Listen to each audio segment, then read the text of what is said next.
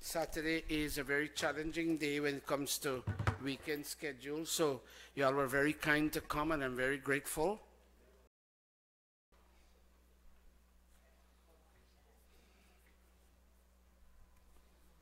Are you seeing it, Ray?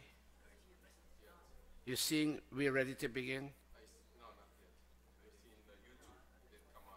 No, we're not on YouTube. You can't go on Facebook.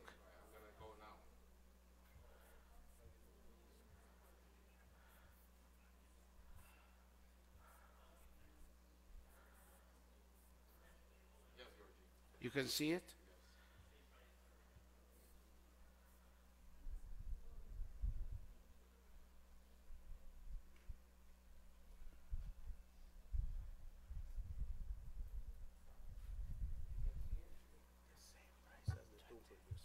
Brothers and sisters, this book is the Samaj property, and they are offering it to you for a dan, not a sale. Everything is not sale. For a dan of $20, and we will need it. Those of you who may not want to acquire the book, that choice is yours. I'm going to be putting it up on screen. So, yes, I'll take off the volume. So we are online. God bless all of us. We are online. Chico, put that message on. Namaste, we are ready to begin. It's on. Oh, okay. Okay, I see what you mean. Okay. Would you see that now? Chico, can you see that? Chico, can you see that? Okay, very good. Namaste. As soon as you get your book, but those of you who can't follow me, who don't want to have the book, I'll put it up on screen so you can still follow. Those of people who are following all over the world, and we expect them to follow, they'll be reading the screen because they don't have the book as yet.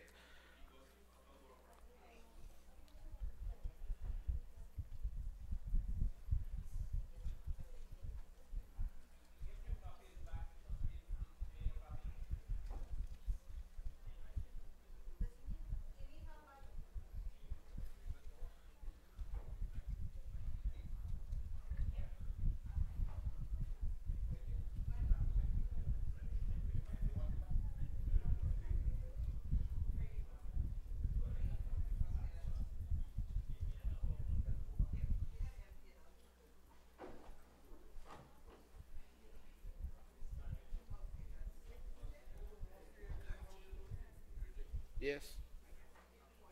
Huh? Okay.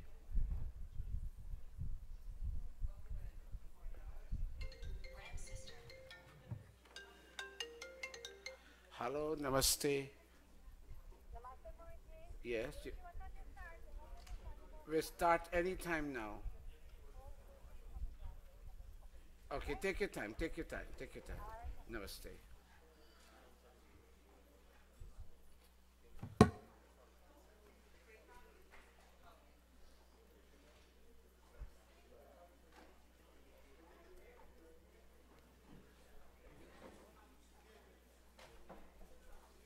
Namaste, namaste, Raji. Om.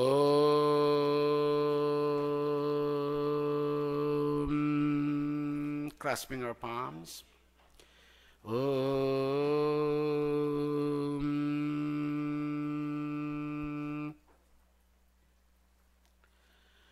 Om Namaste Satete Jagat Karanaya.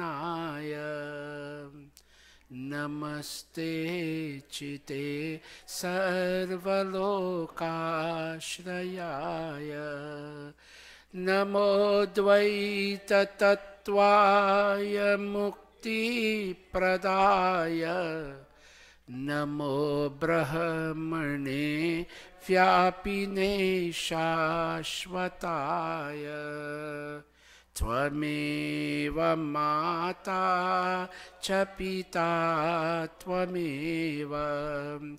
Tvameva Bandhuscha Sakha Very nice. Tvameva vidya dravinam tvameva Tvameva sarvam mama deva deva Tvameva sarvam mama deva deva Tvameva sarvam mama deva deva Om Vishwani deva savitar duritani para Yad bhadram tanna asuva Om agne naya supatha raye asman Vishwani deva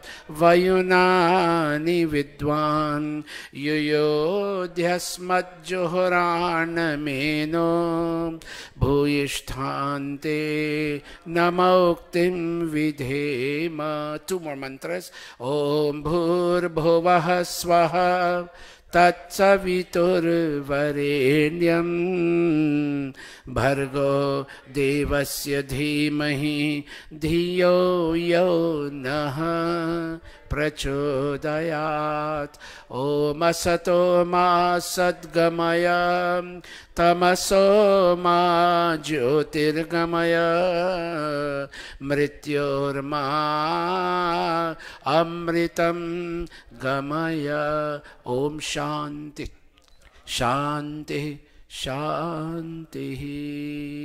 Namaste everybody. Namaste to all of you. जितने लोग Facebook और YouTube पर आए हुए हैं इन सबको यहाँ Jamaica queen's New York में स्थित होकर के आप सभी को हम नमस्ते बोल के स्वागत करते हैं. We welcome all of you with the word namaste. May God bless all of you that you have either tapped in online or you've come here in person to seek out the arena of knowledge. Now, we are looking at this book. आज इस पुस्तक का अध्ययन करेंगे. We are looking at this book. This is volume 3. Volume 3. I have volume 2. This is volume 2. And volume 1 is somewhat out of print. I may have a copy at home, but volume 1 is totally done. Well, when these 2 books are finished being sold, when we don't have any more copies, then we'll bring the 3 volumes together. We'll bring this a green colored one, which is volume 1, which is now here volume 2, volume 3. We'll bring them together and we'll reprint them on, pardon the use of the term, Bible thin paper. Namaste. Bible thin paper, and we'll put a leather cover, and we wouldn't give it this long name. All we'll call it the Rigveda. Select mantras. That's all. The Rigveda, select mantras. And so right now we're working on Atharva Veda. I'm going back and forth between 2 books. One book is called the Atharva Veda, and another book is called the Arya Samaj, its history, ideology or beliefs and practices. We're working on that because you know, people need to understand the Arya Samaj in the broader context of Hinduism. And is it a positive force? Is Arya Samaj a positive force or a negative force? And we need to straighten that out, and we need to build on the great legacy of Vedic Sanatana Dharma or Hinduism. We need to build on that. We are being pushed around worldwide. Hindu religion, if I'm to use that term, Hindu religion is being pushed around, and lots of new things are coming, and we are calling it Hindu, for example. And you know, it is people's wish, you can't counter them, but there's something new called mehendi into Indian weddings. And when previously, I'm just giving you an example, when previously the boy, the dullaha, and the dullahan side would not meet, now, because of mehendi, they do meet before. And that tradition, that holy tradition that accompanies the boy and the girl being separate until the wedding day, that has come to be destroyed.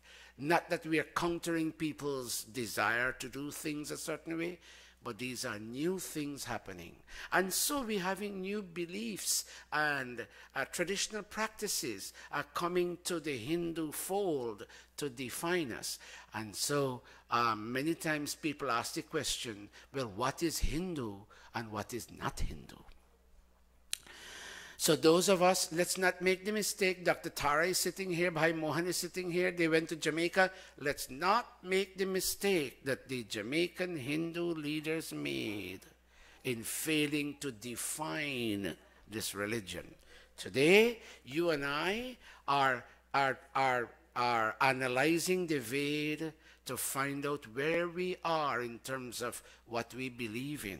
When we know what we believe in, then our practices will be unquestionably right. That being said, brothers and sisters, and now that we have prayed, I can't take you through the whole book. The objective behind this workshop seminar is to give you an authentic peep into this text that you can go home, watch, and you can put all 3 volumes at your bed head and where you sleep. And when before you sleep, you read 1 paragraph. I'm not asking you to read 2 pages. Read 1 paragraph. And when you wake up the first thing in the morning, before you even get up and go to the bathroom, you read another paragraph. What you're doing, you're setting a tone for your new day. When you read in the morning, and you set a tone for the end of the day as you get ready to sleep. And look at me, brothers and sisters, when you do that, despite the intensity of challenges that might come your way, you'll still be able to smile in the face of your challenges. And that's what religion is all about. Religion is not here for me to grab your throat and you to grab my throat, and for me to tell you that yours is wrong and mine is wrong. But religion is here to broaden our heart, that I can, watch me, I can do this with all the divinity I can put together, and I can hug my fellow human being. One last thing. Would all of you kindly say Rigveda, Yajurveda, Samveda, Atharva Veda? These 4 Vedas were inspired by God to the first 4 rishis 1.9 billion years ago in Vedic Sanskrit, which at that time was not the language of any specific country. It's a world language. Black, blue, green, yellow, that's not recognized here. And without trying to cast aspersions at any one religion, but when I was studying the Old Testament as a student of St. Stanislaus College, high school, and I saw there as a boy, 11 years old, I saw there, oh, my children of Israel. Even then I asked, but what about us, oh, children of Guyana? What about the Europeans? What about the Asians? Aren't they children of God? Unfortunately, religion has truncated humanity into segments of us against them and them against us. We may see somebody from another religion as a low-class individual. And in that sense, religion has turned out to be more divisive, more than politics. In the Arya Samaj, watch me, we are sunk in 3 drops of water, called the Achman, whether it should be done at the beginning, in the middle, or who knows at the end, or not at all. And people can have big fights over something called Achman. People had big fights over other issues related to religion long ago. The time has now come, and Gurukula is saying this, the time has now come for us to go into the original wisdom that came to all mankind, This is not an Arya Samaj book. This is not even a Hindu Sanatan book. It's not even a book. We made it into a book.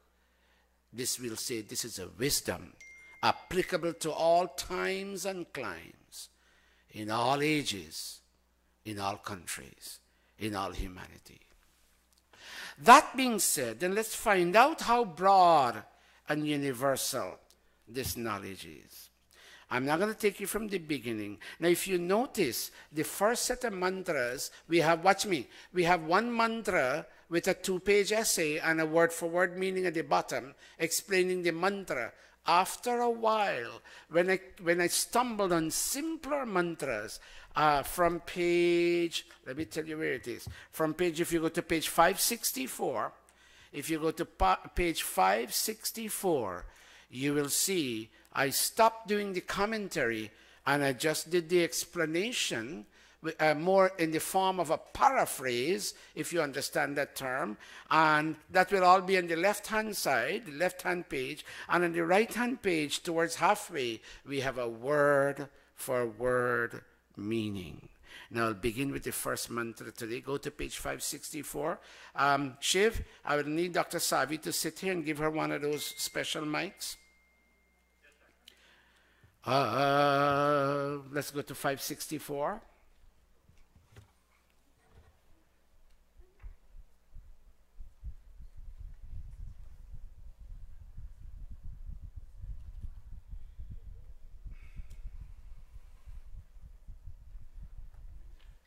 Look at the, while I'm getting the mantra, because the world needs to see, they don't have the book.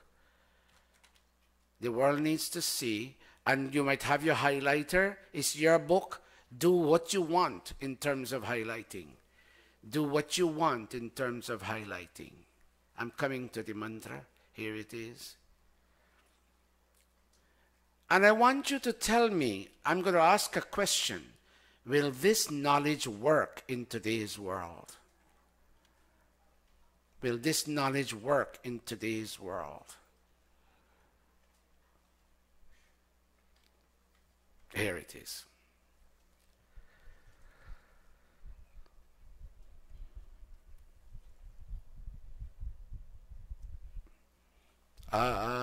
Tantun tanvan rajaso bhanumanvihi. This is ancient Vedic Sanskrit.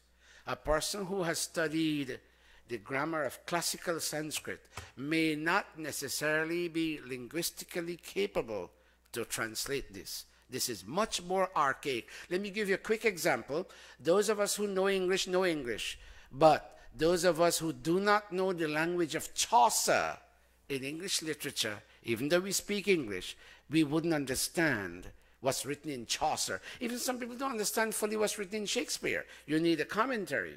The same thing here. Even if you know classical Sanskrit, you may not be able to fully understand this. But that's another point.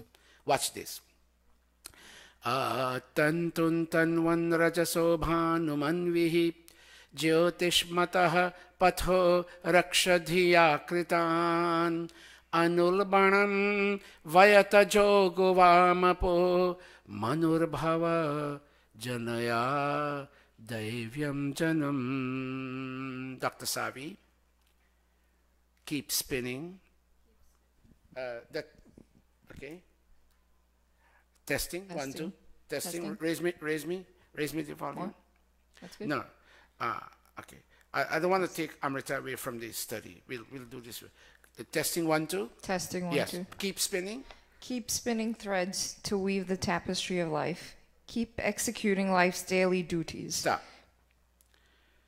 Living life and performing actions in life is like weaving the tapestry of life. It's like weaving a cloth. And there's a lot of reference to the garment of life being woven as we climb the mountain of life. Chunariya katati jaere. Our great singers, Mannade, they sang and they made reference to the tapestry of life. And Dr. Savi, what is the first sentence? Keep spinning threads to weave the tapestry of life. Meaning? Keep executing life's daily duties. Uh-huh. In doing so, follow the splendid light of sun-like wisdom and guard the luminous pathways which this wisdom has prepared. Weave your tapestry free from thread knots. Let life be free from tensions that bind. Hold a minute. A person, look at me, when he sews, watch me if you can, when a person sews and he plays around with needle and thread, and if there are knots in the tapestry, it wouldn't look pretty. And that means if you perform actions that bind humankind, it will not be a good, harmonizing and harmonized life, O mankind. Go back to that sentence again. Weave your tapestry free from thread knots. Let life be free from tensions that bind. Be a thinking human being. Oh, hold it there.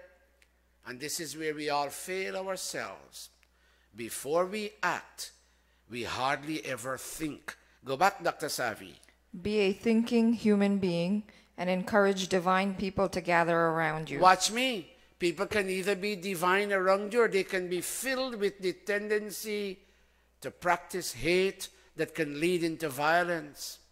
You check around today's world. Every day the 6 o'clock news tells you this home was vandalized, that young lady was violated, this country a shot across the border of the other country. It is violence and violence and violence and violence. And divinity is becoming lessened and lessened. The ability to smile with people and embrace each other is becoming lessened and lessened. Look at all the mandirs going to court. Look at families broken up. Look at husbands and wife squaring off on each other. Look at children running away. Go back, Dr. Savi. Be a thinking human being and encourage divine people to gather around you. This is the way of life of those who proudly proclaim goodness and virtue. There's a lot of goodness in virtue. In practicing virtue, you end up practicing goodness. You end up accumulating goodness. This is the way of life of those who proudly proclaim goodness in virtue. And I want you to understand, I have not pounded extraneous sense into this translation. Yes, it's a paraphrase. So where is the have a seat. Where is the word-for-word translation? Go to the next page, page 565, halfway down the page, a little bit before halfway, where you see word-for-word meaning, mantra number 1. You see tanwan tantum. It means while spinning thread. But the meaning on page 564 is more an extended, paraphrased meaning. So I would like all of you to set a tone. Can you read, Dr. Savi will be off her mic, can you read for us, begin, all of us, keep spinning thread. Say that? All of us, keep executing. In so doing, follow the splendid light of sun-like wisdom and guard the luminous pathways which this wisdom has prepared. Continue. Weave your tapestry free from thread knots. Let life be free from tensions that bind. Be a thinking human being and encourage divine people to gather around you. This is the way of life of those who proudly proclaim goodness in virtue. By the way, this is not our entire crowd. I know more people are coming, Jerseyans, but coming from Jersey can be a challenge. So Jamie and Shiv and others, please watch out. As soon as they come, let them get a book and find a seat. And you know what I do, brothers and sisters? You know, we write this in Roman script. This is not English script. This is maybe English language, but the script is Roman script. And when I remember when I used to travel on the train, going to school, several years ago, I remember saying, I can't remember which mantra it was then, but imagine I'm saying this one. And people turned around and looked at me, and the lady, an African-American lady, asked me, "You okay?" I said, "Yes, I'm okay, ma'am. I'm so okay, I can't help singing this. I wonder if you are okay." And I wasn't trying to be sarcastic. Tantun. When you know word for word meaning, and you reason it out. You know, Mahatma Gandhi took forever to read the Bhagavad Gita. He can't go beyond one verse. It's not a novel. You can't finish reading out this thin book in 2 years. Because you read and you pause and you think and you think and you think and you try to reason what it means. And then the next question is, how does it apply to your life? Tantun tanvan rajaso bhanumanvihi. And this is not difficult. You just need to get into the habit of reading this. I always get a problem with this. Okay. Tantun, let me go back up. All of you online, on Facebook, try to watch this Sanskrit written in Roman script and see if you can chant it. I wouldn't chant too many. I don't want the workshop to be focused too much on chanting, but I'll just do a few. We are here to work out meanings. But let's do this one. Tantun tanvan rajaso bhanumanvihi jyotishmatah patho raksha dhiya kritan anulbanam vayata joguvamapo. Continue. Very nice. Janaya Daivyam Janam Manurbhava. Janaya Daivyam Janam. Rishi Dayananda did say that the highest duty of any human being, not Hindus alone, any human being, is to read and chant and understand and teach and apply this ageless wisdom found in the Vedas. Look at the next mantra. People are trying for me to show. If I forget, stop me and make sure I put this for people to see. Let me just make this bigger. Samichinasa. Samichinasa. Samichinasa asate. I'm going to make you say it. Listen. Samichinasa asate. Try that. Hotaraha. Say that. Saptajamayaha. Padamekasya piprataha.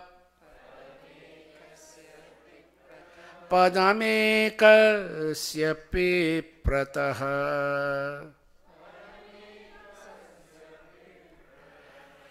When I go to other countries, I don't get this kind of voice. And people from all over the world are hearing, and I don't want to take sides, but I think people from the Caribbean, not only Guyana, the Caribbean, they have a knack for chanting Sanskrit. Read for me, Dr. Savi.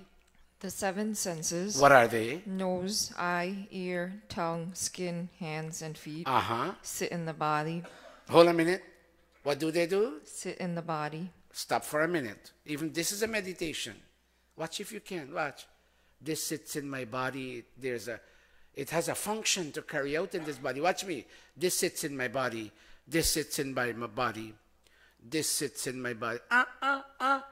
This sits in my body. This sits in my body. This sits in my body. What are they doing here? That in itself is a meditation. Watch. Touch with me if you can. Om Vang Ma'asyastu. Touch with me. Om Nasorme. That's what we are saying. These sit in the body. Let's go. Om Akshinorme. Om Karanayorme. Om Bahvorme. Om Urvorma. All over. Om Arishtani Mengani Tanustanwa. So read the sentence again, Dr. Savi. The 7 senses, nose, eye, ear, tongue, skin, hands, and feet, sit in the body. What do? They operate in close association with the soul. Read that again. They operate in close association with the soul. What do they do while they do that? Working in total harmony with each other. Say that again. Working in total harmony with Watch each me. other. Watch me. This is a fruit. Watch me. This here is a fruit.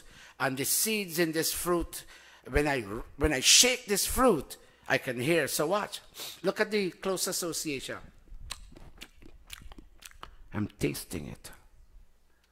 I'm seeing it.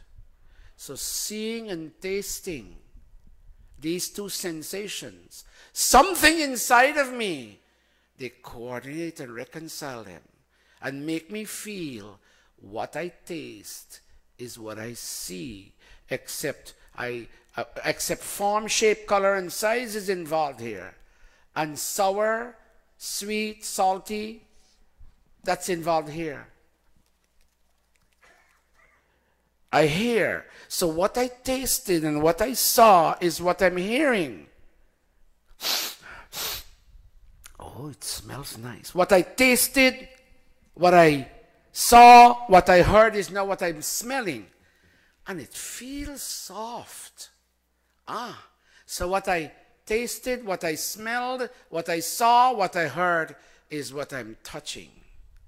Something inside of me reconciles and coordinates these sensations. Go back again, Dr. Savi.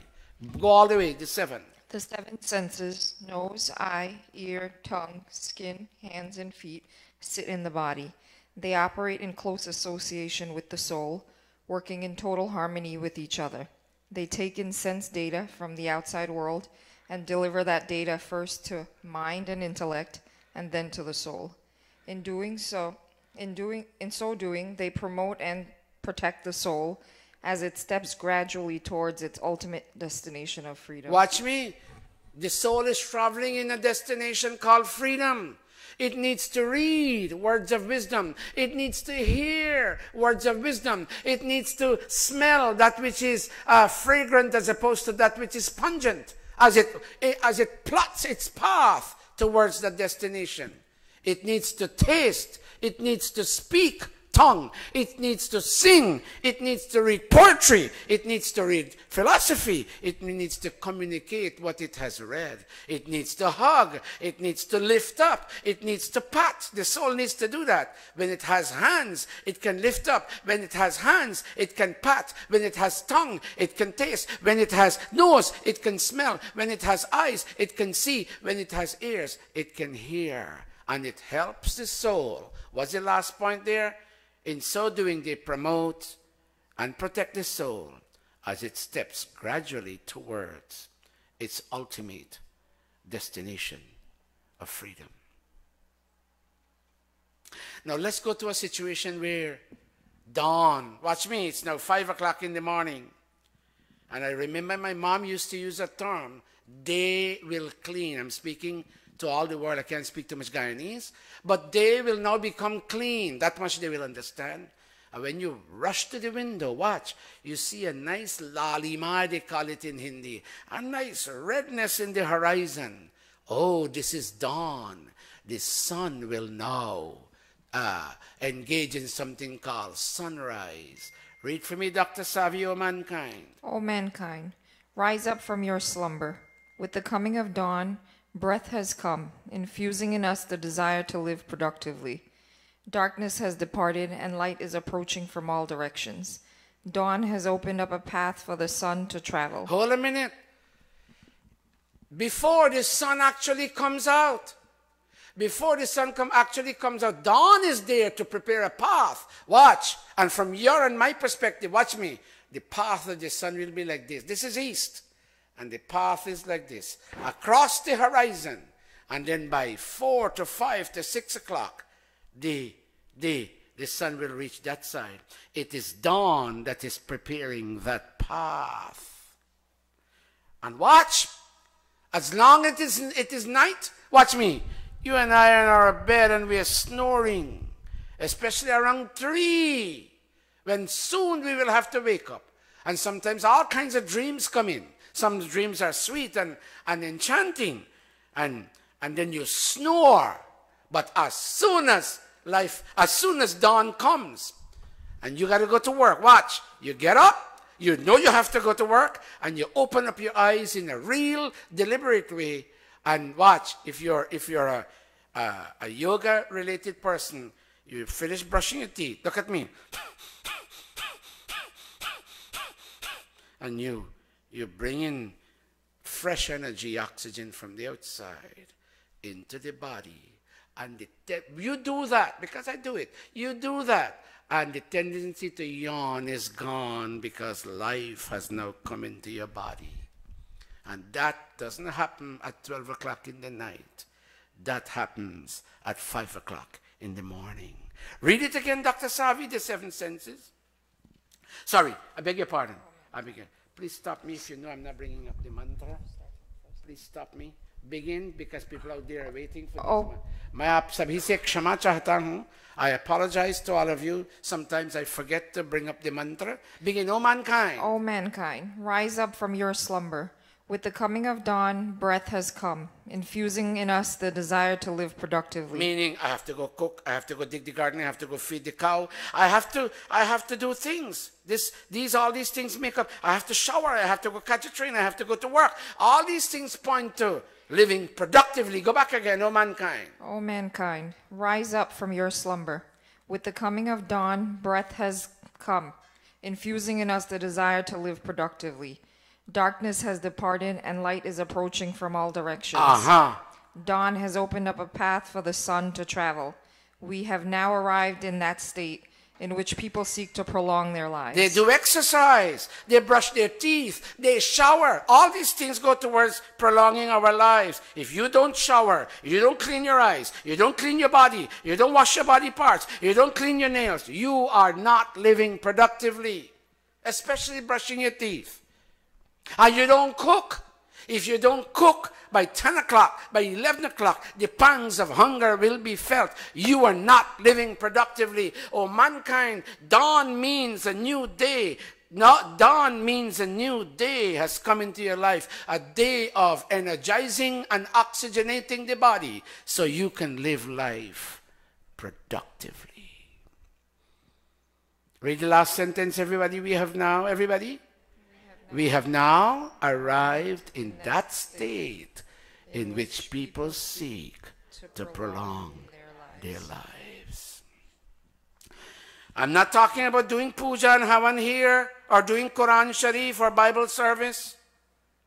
I'm talking, look at me everybody.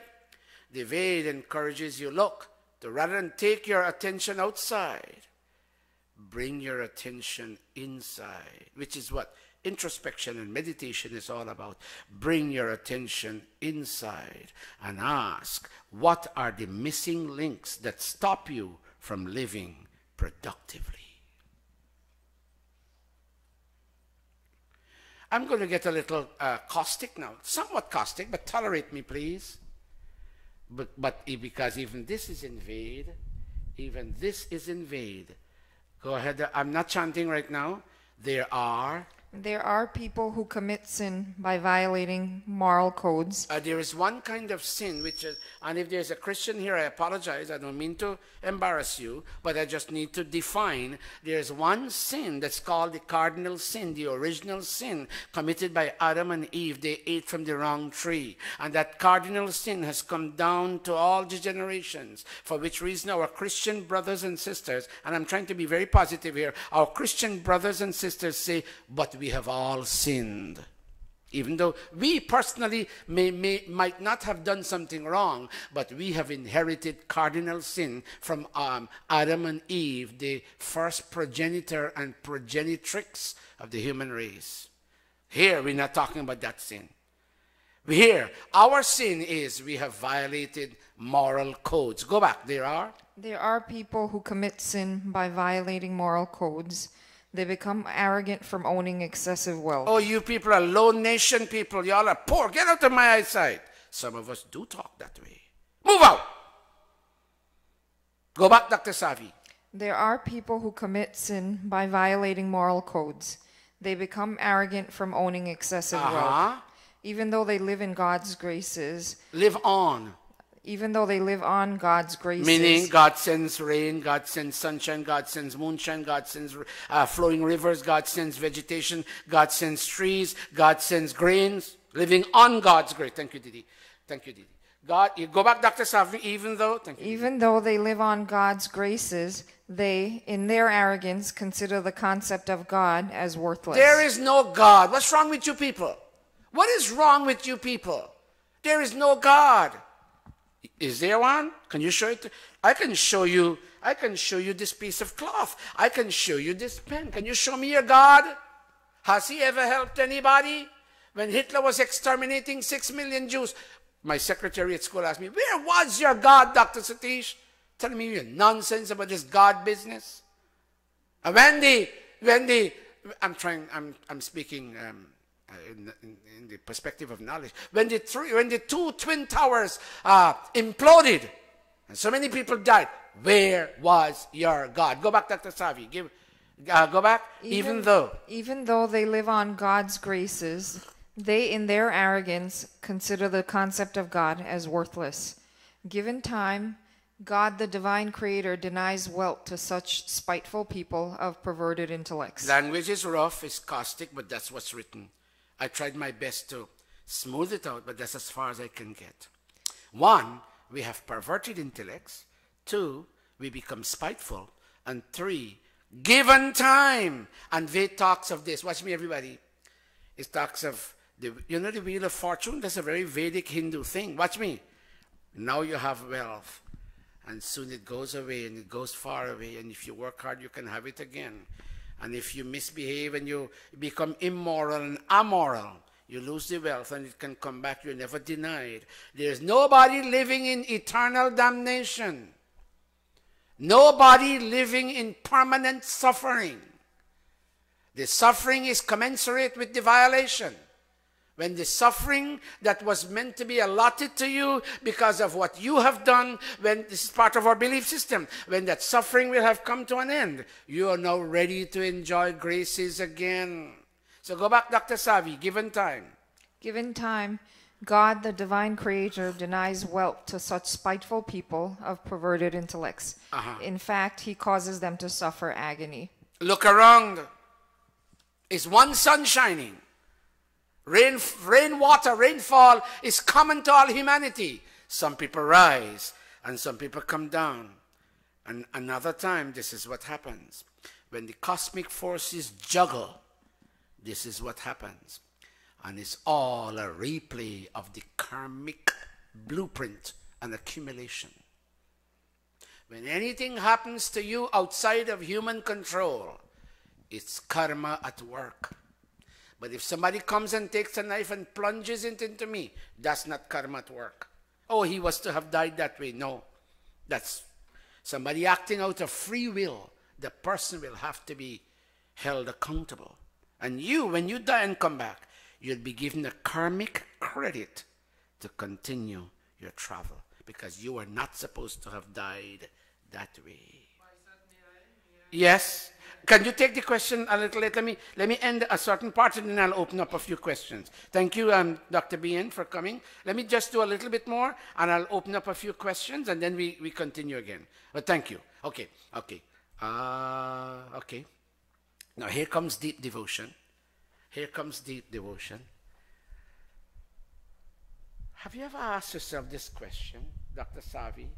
जो लोग English नहीं समझते, भारत में रहने वाले जो English नहीं समझते, मैं आप सभी से क्षमा चाहता हूँ, क्योंकि बहुसंख्या में जो श्रोता हैं वे सब इंग्लिश बोलते हैं.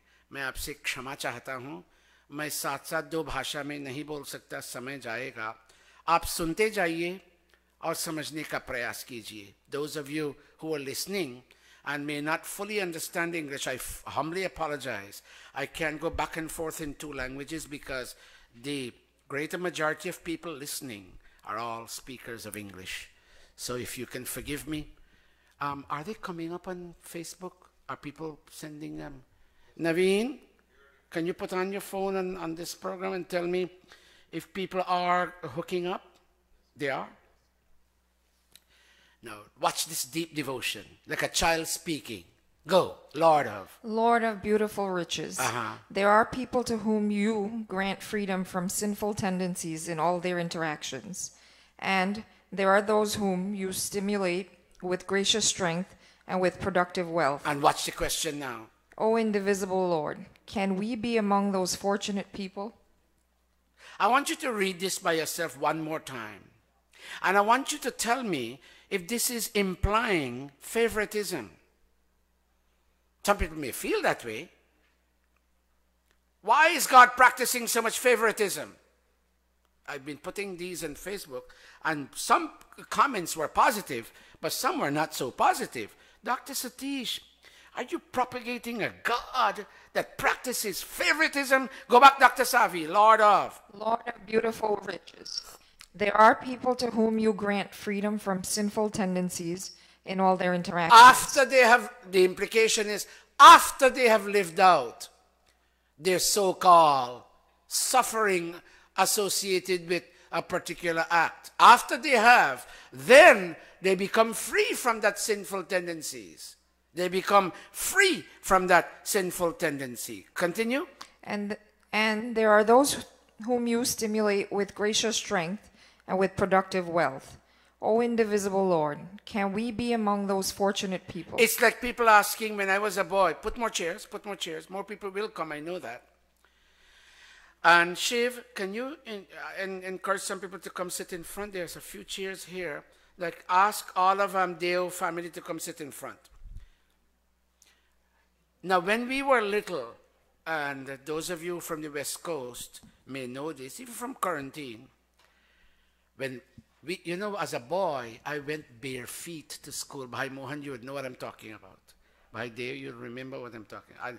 Your Aja was a rich man, so you all wore shoes. Okay. Where is Nalo Bhai? How did you go to school? Slippers. Well, you all are rich. Canal people were rich. Rubber slipper. I went bare feet. I rubbed that coconut oil. Oh my God. Sometimes there used to be a stench on the coconut oil because it became rancid. But we were poor people.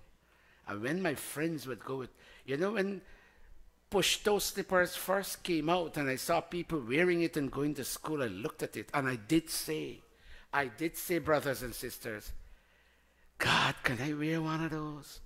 And I went home and I said, Dad, I want a pair of slippers. Hear me, Dad, tell me. Hey, this is what my dad said to me, Beta, we can't afford that. Can you go to school without it? I said, okay, Dad. I was a very fat boy. And I told my dad, okay, Dad. And all we ate was dal and rice and bhaji, and dal and rice and bora, and dal and rice and jingi. And I never liked jingi. And when you go to somebody else's, and you know, because my dad went to camp, my mom didn't strain our rice. So our rice was a little pasty. And when we go to other people's house, and their rice was parahar, loose. Ma, can our rice be loose? And then I heard my mom ask my dad, come in, Chandar. Aap andar aiye. I heard my mama, can we go back to strain rice? And my dad said no. When you see what other people have that you don't have, can I? So go back to the last question again, Dr. Savi. O invisible Lord, O indivisible Lord. O indivisible Lord, can we be among those fortunate people who are blessed with gracious strength and with productive wealth, and not be among those who constantly feel denied? How long am I going to feel denied? God. So what's the ethical value of this? When you sit down and you turn your attention in, you focus on what is missing from your life in terms of being productive, and you focus on what you need to do to acquire that. Some of the things that you need to do might be psychological. Can I stop sinning? Can I stop hating? Can I stop putting people's... You know, if you put people down, you're very miserable. If you put people down, it comes back to you. Your heart begins to dhakai. What does that mean, Akash? When your heart dhakai, what does that mean? Your heart beats in guilt, in remorse, in regret. Why did I do such? Because your soul knows what is right and what is not right. You insult somebody, it comes back to you. Sometimes you can't sleep. Oh, can I stop insulting people and making people feel bad? Can I stop being condescending with people? You need to turn your attention inside and find out what is it that you do that make you feel denied in the end of mankind. Naveen, in about 10-15 minutes, I want you to take a picture, son, for Facebook. Now, I'm going to stop here. I've done 5 mantras, and I will open up the floor for a few questions. But please make the questions relevant. Yes, Jamie? Yeah, if you need a book, you don't have a book, you can get one from behind Jamie at the back. I would have given you a copy, but these are not my books. Okay. Son, in about 15 minutes when all the chairs are filled, I would like you to take some pictures from different angles. I'll take from the back too, so we can put on Facebook. Now, we'll pause for it's about 1 hour since we began. And I'm not here to keep you all long. I can't read out the entire book with you. I'm just setting a standard that you can go home and make this your Bible in quotes. Yes. Yogesh, take the mic and see the person. Yeah. No, we need to hear you in the system. Yogesh, you need to be faster, son. Yeah. Go ahead. Go ahead, Dr. BNG. I am mesmerized. I'm mesmerized by these mantras and how you can attach meaning to them and make them relevant as we live our daily lives. Thank you, Dr. BNG. But I'm not finished with you yet. Yes, go ahead. I'm bothered. How am I, as an ordinary layman, would know and tell other people, as you see them, what is mind? Hold on. What is intellect? You spoke about this morning. Yes. And what is soul? And you talked about smell. So I want you, in a very simplistic way, I am as an ordinary layman, what would I tell somebody? But going back to the point you made about the beginning of sin in the Christian faith. In the book Paradise Lost, the blind poet John Milton. But why don't I answer those simple questions first before we go off into... No, I'm not going at a tangent. Okay. I'm not. That's how the Christian believes. Yeah. From the forbidden fruit, thou shalt not eat. Thou shalt not eat.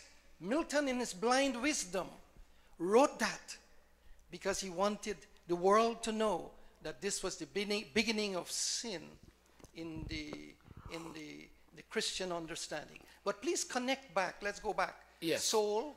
All right. What should I tell people? About mind. Let's handle these three. Yeah. You know, I don't listen. Yeah. I'm not a Mr. Know-all. I don't know everything, but I think I can answer the whole issue about mind, intellect, and soul. All right. All right.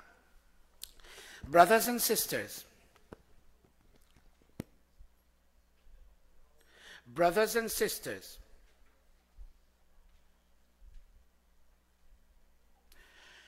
Watch me carefully. This body, what you see here, this physical body, this body has outer organs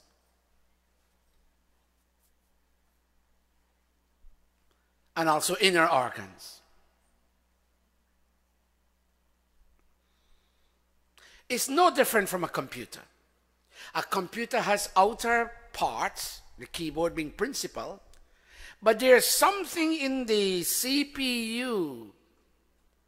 I don't know what it's called, motherboard or whatever it is. Somebody will correct me. That anything I do on the keyboard is saved by something in the CPU. If I press A, I see A on the screen.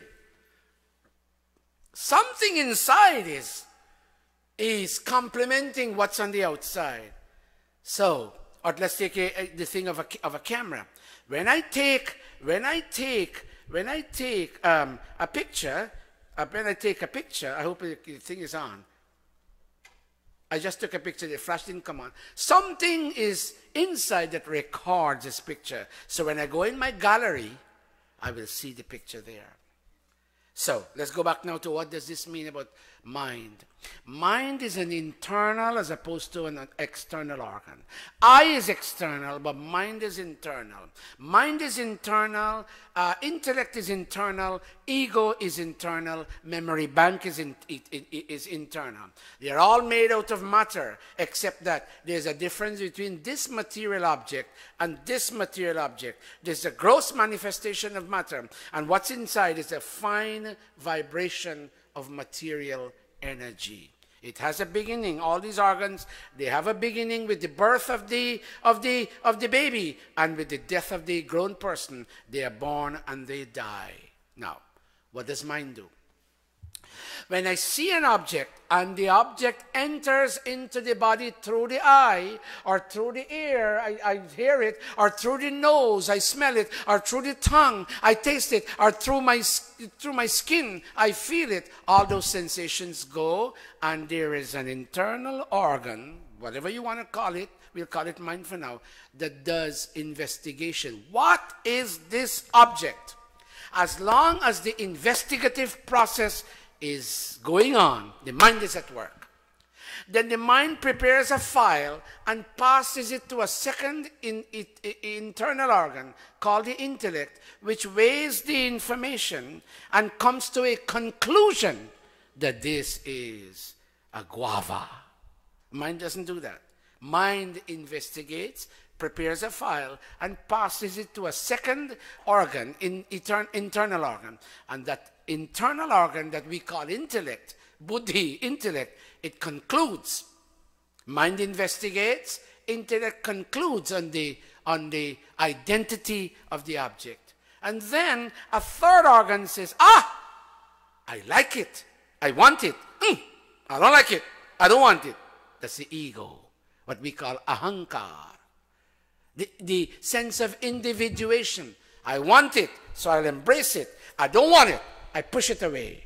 The ego. And when all of that is done, a memory is created and is dropped in a memory bank and saved. So when I see guava again, I don't need to go through the whole process. The memory bank gives me a sensation of tingling. Ah, this is tasty, have it. And the ego comes into place again and grabs it.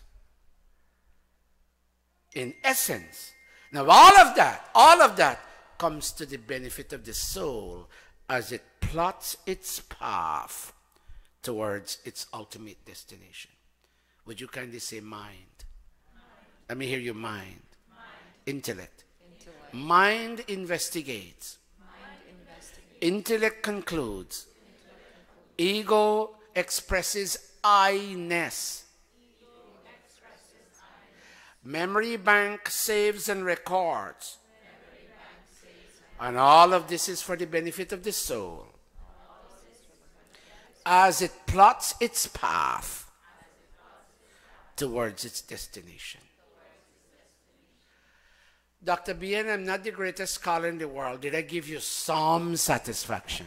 Yes, you did. Yes, you did. We'll talk about the Milton part a little later.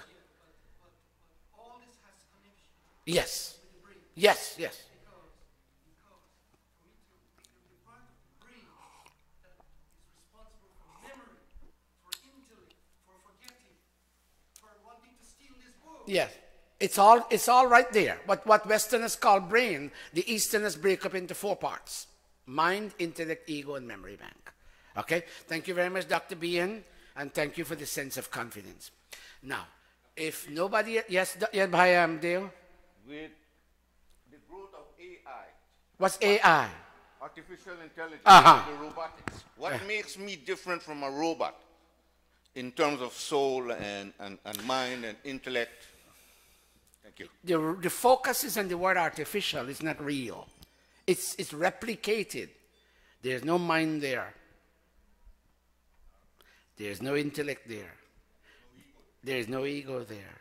There may be memory, the way a computer has memory. Siri, this lady Siri, look. Look. Is there any snow in Jamaica today? No snow in Jamaica as far as I can tell. It's programmed to say that. It's programmed to say that. So where is all of this going? Well, this part I can answer. You see the boy at the back there he will say, that part, like, if you ask me about cloning, I don't have an answer for cloning. I'm not that educated. But there's some things I may know and some things I may not know as far as this takes me. So, but there is no, and worse yet, there is no soul there. There is some memory in some form, and the intelligence is there, except it's not real. You use the right word. It's artificial. All right. That being said, I asked by Henry not to feed you all. The minute you all eat that bagel and drink a cup of coffee, the workshop is done. So I'm going to take you all till, I know she has a lunch for you. So I know that I'll take this not too far in terms of time, and we'll break up and give you a chance to interact. I'm very happy that you all came out. This is very nice. Bhai Mohan, Dr. Tar, you'll know you'll agree this is a very nice turnout today. Bhai Mohan, Bhaiji, Harold, thank you all so much for coming. All of you, I don't know all the faces. I know many faces. I don't know all the faces. I'm glad I'm seeing some of you. I'll interact with you in a moment. Give me 1 minute. Now, Ash, which one did you... I asked my daughter Asha to prepare a mantra in about 7 or so minutes. And I wanted to ask Amrita too, but certain things are going on at Amrita's home that might have not have permitted her to prepare. I did ask Agnivesh, but he had to go out someplace. But I wouldn't be able to do this all the time. And so there's a next generation being prepared here to take this mandir to the next station. So Ash, in about 3 minutes, will you be ready to present? Now, do you have your mantra? Which mantra is it? Ashmanvati Riyate. Let me get the mantra. I gave her the mantra. She prepared it. Let me see if I can find it. Betty, do the best you can. She's a biology teacher. And I don't want her just to come sitting and chant mantras on Sunday. I want her to feel challenged that, okay, let me get it from here. I want her to feel challenged that she can do something intellectual. Ashman. Okay, here we go. Oh God, what did I do? Okay. Give me a minute. Betty, take Dr. Yes. What page is it? 556. Betty, oh, what did I do now? Okay.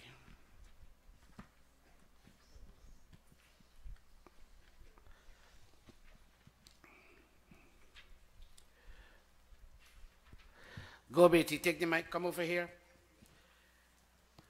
I challenge her. Let's see how she does, and I want you to bless her and encourage her to move forward. Oh, she has her own system. Is this going to help you? Okay, go ahead. Take the chair. Talish, give her a chair over there. Talish, you pass her in, you're not helping. Right there. Turn it around.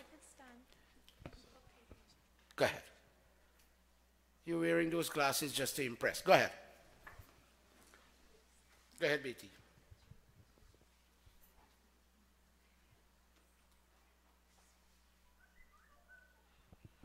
Namaste. Namaste. So the title of this page is The Rocky World. Stream rapidly flows on. World stream. The rocky world stream rapidly flows on. Very good. Let us chant together. Ashmanvati Riyate Samrabadhvam Uttishtata Pratarta Sakhayah. Excellent pronunciation. Atra Jahimo Ashivaye Asan. Beautiful. Shivanvayam Uttare Mabhivajan. Hold a minute. This young Pandit just came in. His name is Suraj Salam. Tell me the page so he can follow. Thank you, Beta. I tried to call you, I didn't get you. Tell me the page, everybody. Please turn to page 556. 556 in your books, Suraj. We'll wait for you. 556. Very nice. Let's give him a moment. Got it? Okay, Didi will now explain it. Go ahead. This world is like a stream that rapidly flows on. So Ashmanwati is the rocky stream, Riyate, that rapidly flows on. It is filled with the rocks of vice that cause negative, even destructive experiences. O friends, Sakayaha is O friends, let's take tight hold of each other. Tight hold of each other is Rabhadwam, that you see in the first line. O friends, let's take tight hold of each other, rise up and cross over to the other side. Let's relinquish here on this bank all that has been painful and unrewarding.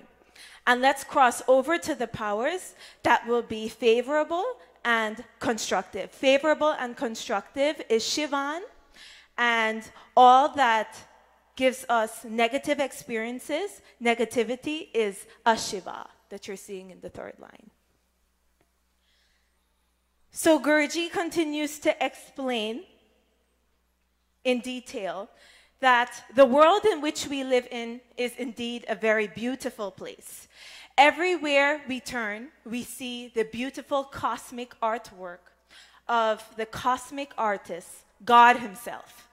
We see oceans, rivers, lakes, ponds. We see trees swaying with flowing wind, all of these beautiful things.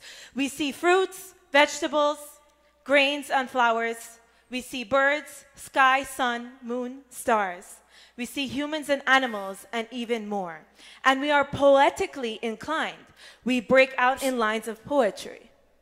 But on the other hand, we look around and we see the negative: environmental pollution, climate change, destruction, natural resources. We see ruinous effects of unemployment, broken homes, domestic violence, human trafficking, scarcity of pure water and food, political instability, social upheaval, cyber warfare, and terrorism.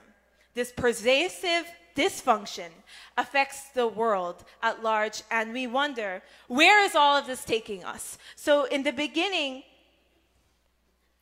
we focus on the word Ashmanwati, the rocky stream. And this ties in back to the title that we're seeing at the top. The rocky world stream rapidly flows on. So this mantra is comparing the world that we live in as a rocky world stream, because inside of a stream, it's not a forever flowing stream all the time. There's lots of rocks that would allow that water to make waves and to cause turbulence in that river. And in the same way, in our world, we are experiencing that type of turbulence because we're seeing, again, lots of positive and lots of negative at the same time.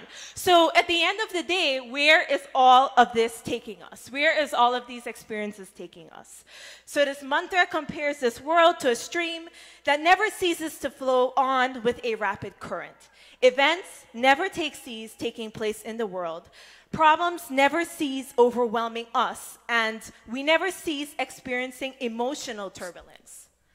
So again, the turbulence that you see happening in a river because of those rocks, in the same way in our world. So you see turbulence outside of our world and turbulence inside. And those rocks inside of us is those rocks that cause emotional turbulence. So these are the rocks of lust, anger, greed, infatuation, and vanity that we go over every Sunday during our pravachans. So hence, the world stream never ceases to rapidly flow on. Each one of us is on one bank of the stream with our body boat. This body is like a boat, so hence we are a body boat. And our task is to cross over to the other bank. The other bank is Shivan, that has all of the auspicious things that we look for to experience in life. This current mantra is telling us that this problem-filled world stream is filled with sharp rocks of lust, anger, greed, ignorance, and arrogance.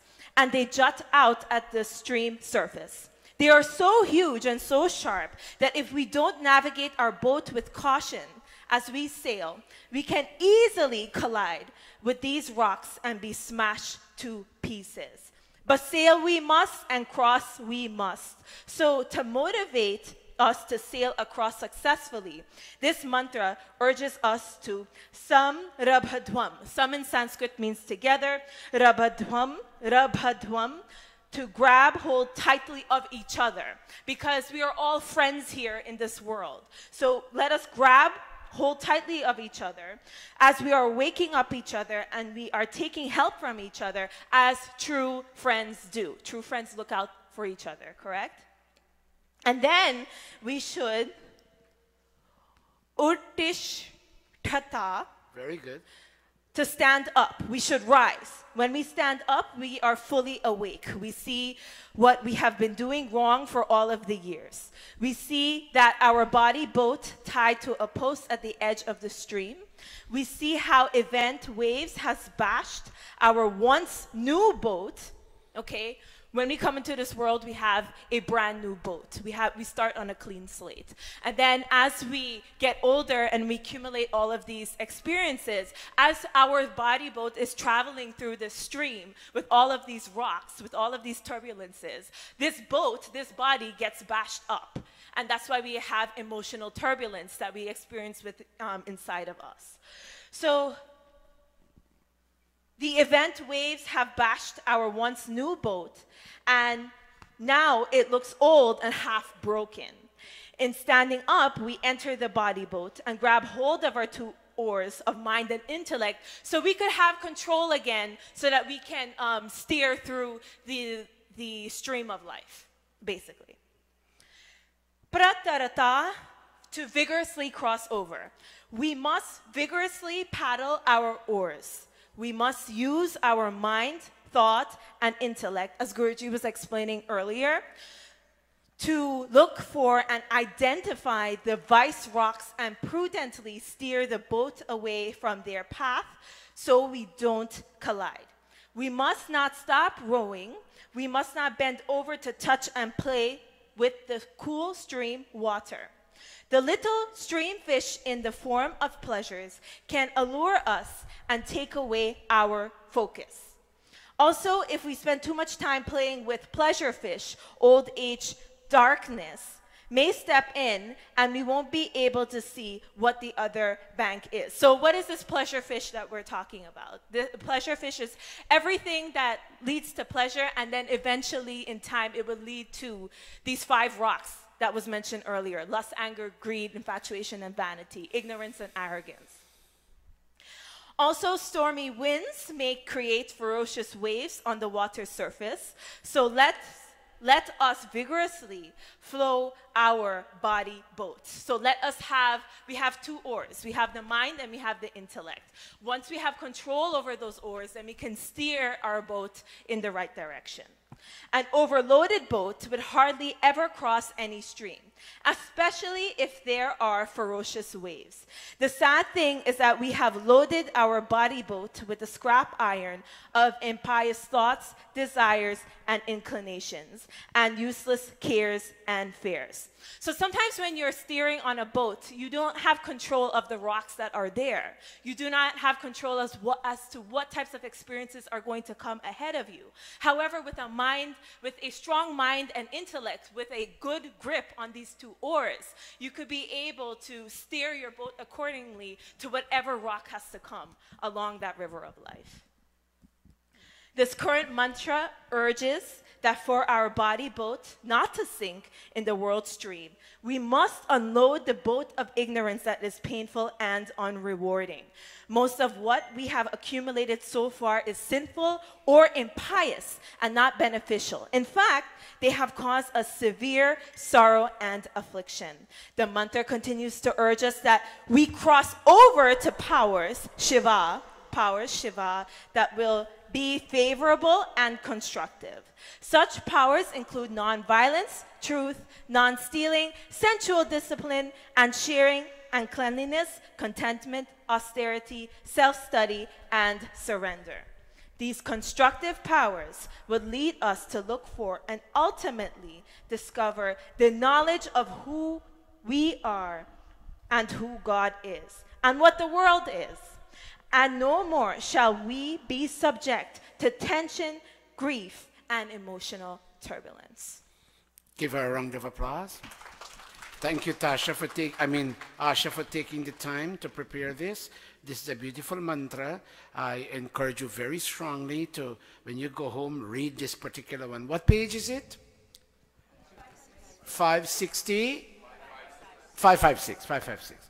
I'll just chant it one time. I know this mantra from a book written by Sir Avinash Chandra Bose from the Bengal. And I found this book at the University of Guyana Library, the hymns from the 4 Vedas. And since then I know this mantra. It's beautiful. Ashmanvati. WhatsApp audio. Mahendra, I'm in a workshop right now. I'll call you later. Ashmanvati. Look at the screen. Ashmanvati riyate samrabhadhvam. Each word is very meaningful. WhatsApp audio. Give me a minute. This is they're building the Gurukula in Guyana. Yes, Mahendra, go ahead. Yes, son. Well, something is wrong with the video? Yes? It's up.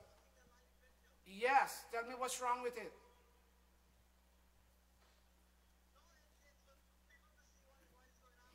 Yeah, so everybody's seeing. Are you seeing it in Guyana? I am watching too, yes. Yes, I'm watching. Namaste. Namaste.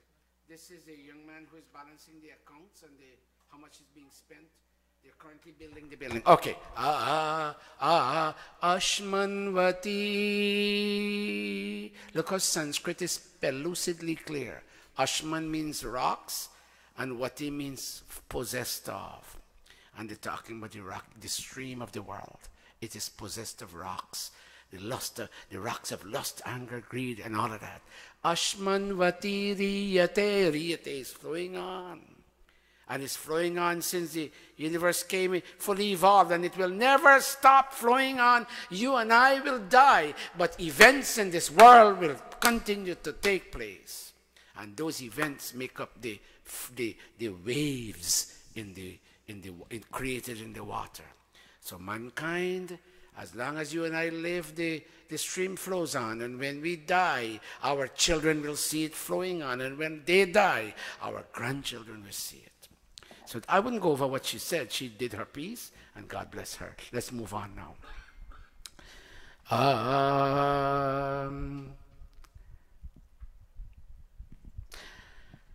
Let's talk a little bit about charity. Ved has everything inside. Everything is there. Nava Udevaha. The gods didn't give us hunger to kill us. Help me, somebody. 560. 560. 60. Okay, let's try this. Dr. Savi, I wouldn't chant the word. Begin. The cosmic forces. The cosmic forces have not ordained hunger to be our sole cause for death. Most of us feel we die when we don't have anything to eat. There are other things that cause us to die. Go back to that statement, the cosmic. The cosmic forces have not ordained hunger to be our sole cause for death. So what are you trying to say? Continue. Death comes in many forms, even to a well-fed person. Aha. Our wealth never diminishes when we share liberally. Watch me. Someday you will die. Not from hunger, if you're rich. Watch. What's this thing called kidney failure? Dialysis. Dialysis patients live 6 years and 7 and then they go. Diabetes. High blood pressure. Stroke. Hunger is not the only cause of death. Go back again, Dr. Savi. The cosmic forces have not ordained hunger to be our sole cause for death. Death comes in many forms, even to a well-fed person. Our wealth never diminishes when we share liberally. It develops this point later on, but it will show you how you live on, even after your so-called death, you live on when you share. Read that statement again to our wealth. Our wealth never diminishes when we share liberally. Something's wrong with this particular mic shift. Can you change it? Perhaps the battery is going. Bring the other one. Read again, our wealth. Our wealth never diminishes when we share liberally. We find no consoler in life later when we fail to share. We find no consoler in later life when we fail to share. Oh, you know what? Can you go take care of Satish Prakash? He's messing up in bed. Who, me? That man never gave anybody anything in life.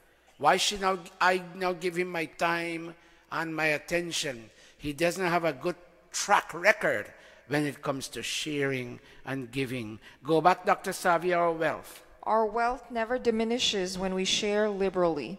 We find no consoler in later life when we fail to share. Look, what it's a whole suk, meaning a whole set of mantras. And this thing about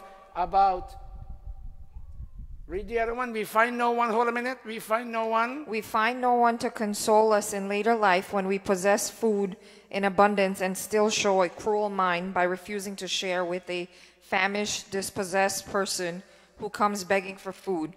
And furthermore, when we even have the audacity to enjoy our food in the presence of that beggar, or even eat food before the beggar is fed. What's our belief system? You know, long ago, you know why? You know why Hindu society survived through the ages? Because in those days, our roles were demarcated. Now it's different, and I'm not condemning now. I'm telling you then, people lived a certain way. You know why? Their roles were demarcated. He went out, let's take a simple profession, to cut wood. And she stayed home, and she cooked the food. If the wood is not cut, the house doesn't run. If the food is not cooked, the house doesn't run. So they had demarcated roles. And she would wait. In those days, people did beg. Sannyasis begged. She would wait when everybody will have eaten and gone to work and gone to school. Watch me. She is the one who would wait for somebody to come and say, Bhiksham Dehi. A simple society, please give me something to eat. When she will have given something to eat, then she eats. I'm telling you even this. It doesn't happen anymore. People didn't have cars long ago. And they would travel, and when night steps in, they would go under a tree. And when they looked into the inside of a tree, they found raw dal, raw rice, and raw other things. And you put together wood, and you cook a meal. And you don't cook more than you eat.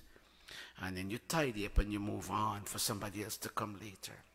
That was living for others. It doesn't happen a lot these days. Go back again one more time, Savi.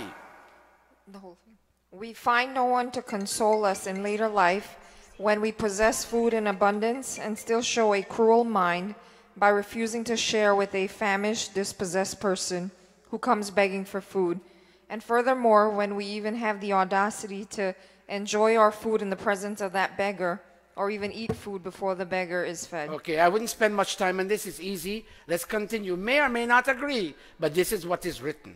You may or may not agree, but this is what's written. Now read this, Betty. This is a whole thesis, so I have to read it. We truly enjoy. Watch this now. We truly enjoy our possessions when we share with a feeble beggar who wanders around from place to place asking for sustenance.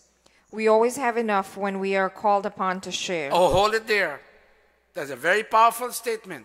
You may be poor, but when the time comes for you to share a half of your dal and rice, you always have enough because that person eats and is satisfied. And you, watch me, if you are scheduled to eat this much on your thali and you share half and you eat this much, you will still smile in satisfaction. So that's why the Ved says we always have enough when we are called upon to share. Read that statement again, everybody. We always have enough when we are called upon to share. Look at this. Oh, I'm sorry. You are coming from Guyana? No, not really. We don't have space. You might have to go check into a hotel. You know why? In India, they say when space is here, there is space there on the outside. You spread comforters on the floor. And you and your family members sleep on the floor for 2 days. And you put your guests to sleep on the bed. And everybody will have slept. And you share the time in the bathroom intelligently. And everybody will have been showered. And then they go after 2 days. And you know what? You find a sense of tremendous achievement and satisfaction when you yield your bed, your kitchen, and your bathroom for somebody to live in a foreign land the way you live. Read again, we always have enough. We always have enough when we are called upon to share. When we genuinely give to the deserving, we make friends even from among enemies. Well, of course, all this talk now comes out. How do you know if they're not going to go take that, whatever you give them, and go buy drugs? That's something on the side. That is an ad hoc decision you have to make at that time. Let's continue. Let's continue. I love this. Oh, did I miss something? Okay, look at this now. Look at this. I love this particular one. I'm going to make you chant this one. Let me hear you, Betty, go. We are no friends if we fail to give sustenance to another friend or companion who comes asking for sustenance. It's a Vedic way of saying a friend in need, continue, is a friend indeed. Read again, we are no friends. We are no friends if we fail to give sustenance to another friend or companion who comes asking for sustenance. Let the disappointed beggar depart from such an unfriendly person, for his home is unsuitable for any kind of shelter. Let him instead seek out a stranger to look for comfort. Okay, let me do this. There's a whole thesis, brothers and sisters. All these mantras belong to a complete, what you call a sukta. Go ahead, hold a minute. If I'm caustic, do forgive me, but this is what's written. And I'm not throwing aspersions at anybody, no throwing remarks. Rich people. Rich people must satisfy those who are in need of resources. Of course, you'll come back and say, but rich is a relative term. Let's not go into those ramifications. Go back. Rich people. Rich people must satisfy those who are in need of resources.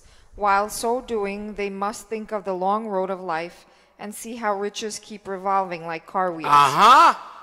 Can you do your hand like this, everybody? And imagine you are here. Watch. Let's say riches is on the wheel of fortune here. Watch me. It comes to you now. But it doesn't stay forever. It moves on and goes to somebody else. And you're suddenly poor. But watch me. You're not meant to be poor all your life. And it comes back. Read what this statement says. They must think.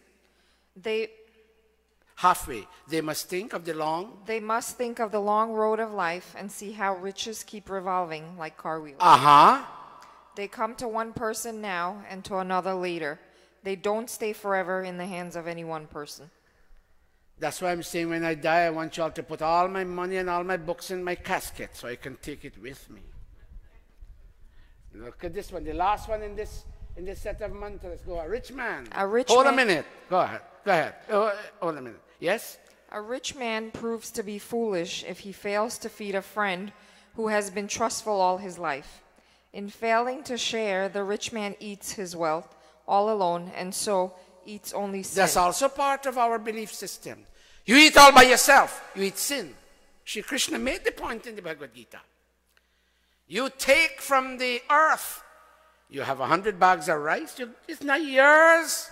The earth gives you 10 bags of rice. The earth gave you 10 bags of rice. It's not yours. Watch me. You eat the 10 bags of rice for a whole year all by yourself, and you do not give with somebody, share with somebody who doesn't have. You eat all alone, and you end up eating sin all by yourself. In sharing with somebody who doesn't have, you show your sense of gratefulness because the earth gave it to you in one hand, and you take it with the other hand and you share with somebody else. Go back, Dr. Savi.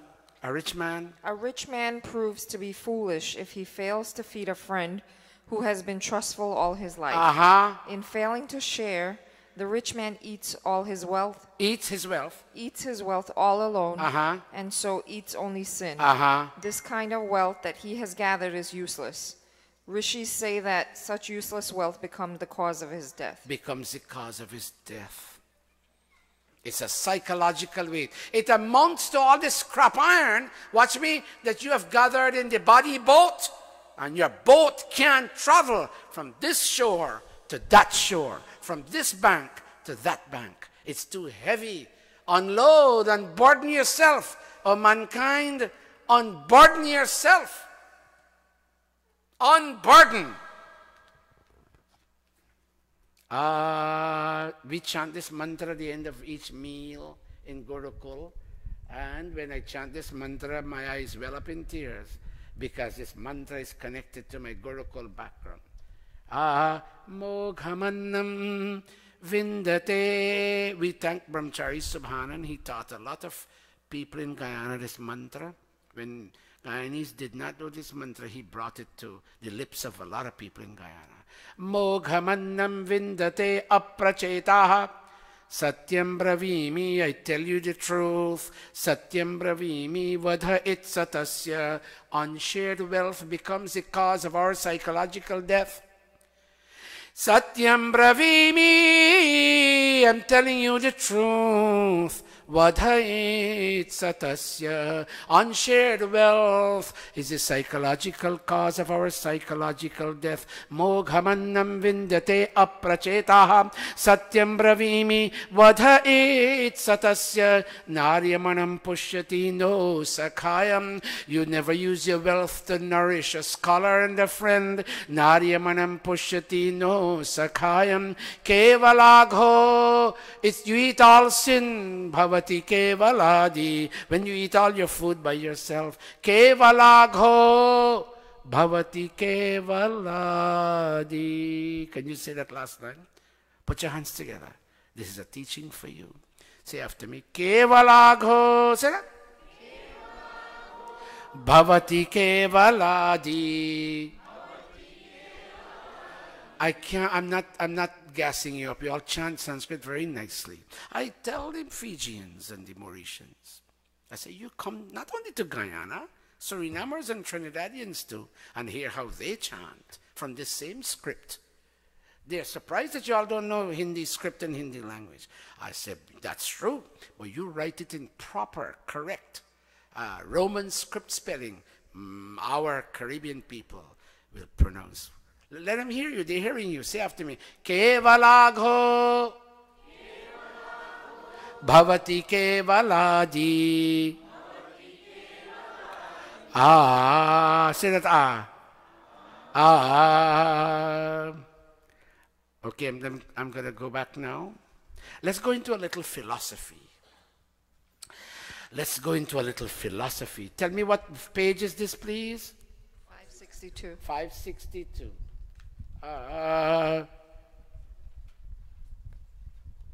And I want you to, Rishi Dayananda says, chant the Vedic mantras every day, chant one mantra. And people used to say, well, give us a format of the Veda that we can chant. Here it is, you have it with you now. You can chant. If you don't have volume 2 and you have an extra $20, go get a copy at the back before you go. Ekaha suparanaha sa samudrama vivesha sa idam vishwam bhuvanam vichashte tam pakena manasa pashyam antitaha mataredhi. I love this. Sauredhi mataram. Read for me, Dr. Savi. The soul is like a bird. Say that again. The soul is like a bird. So you see all these songs? Pinjare ke panchire. This is what they're talking about. Oh, you caged up bird. Ujar gaya panchi. Panchi means bird. Ujar gaya panchi. Ab tera basera. Oh, bird. The nest you made on one of the branches of the tree is this world, one of the branches, your neighborhood, your nest, your house. The nest you made on one of the branches of the tree has now been uprooted by the stormy winds of life. One stormy wind is when somebody dies. Can you chant with me? People don't sing these songs anymore. Ujar gaya panchi ab. Lovely. Toot gayi wo par tune dala. Ujar gaya uprooted. Ab. Read, Dr. Savi, the soul. The soul is like a bird with two beautiful wings of desire and willpower. Put your hand like this, everybody. You're not used to be a school teacher. Say 2 wings. Say 2 wings. Go your left hand side. Say desire and willpower. Go back, Dr. Savi, the soul. The soul is like a bird with two beautiful wings Aha. of desire and willpower. Yes. This soul bird, in being born, enters the ocean of matter. Stop. Ocean of matter. This is the ocean here. The ocean of matter. And you know the waves? Look, one wave is over there in the form of a photograph. Look, one wave is over there in the form of a man in black suit. Look, one wave is over there in a young lady with shalwar. Look, one wave is over there with a screen. Go back, Dr. Savi. This soul bird, in being born, enters the ocean of matter Aha. and surveys this ocean filled with pleasures.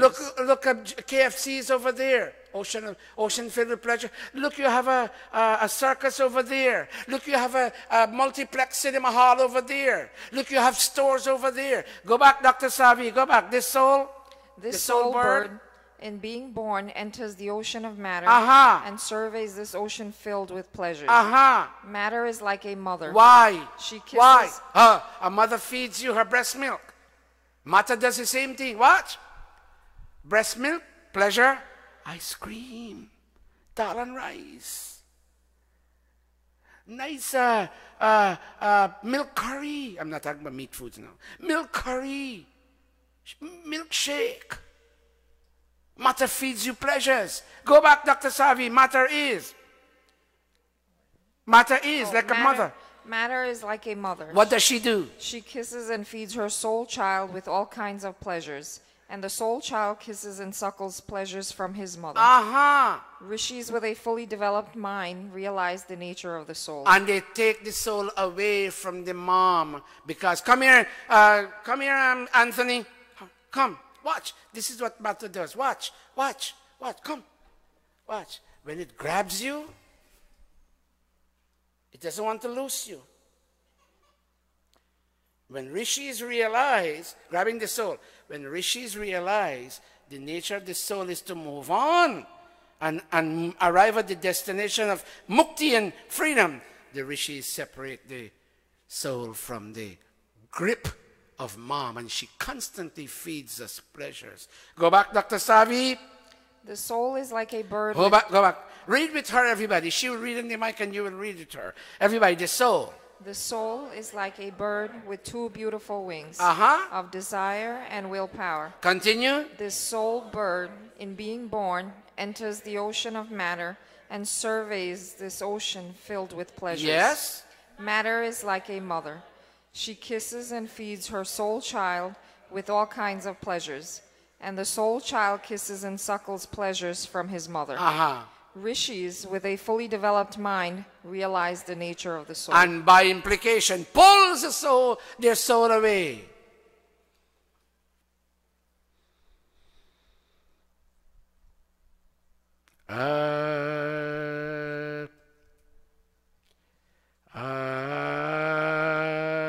Just as a medial summary, can anybody stand and tell me what they think of this wisdom? Will it work, or is it too anachronistic, meaning old-fashioned?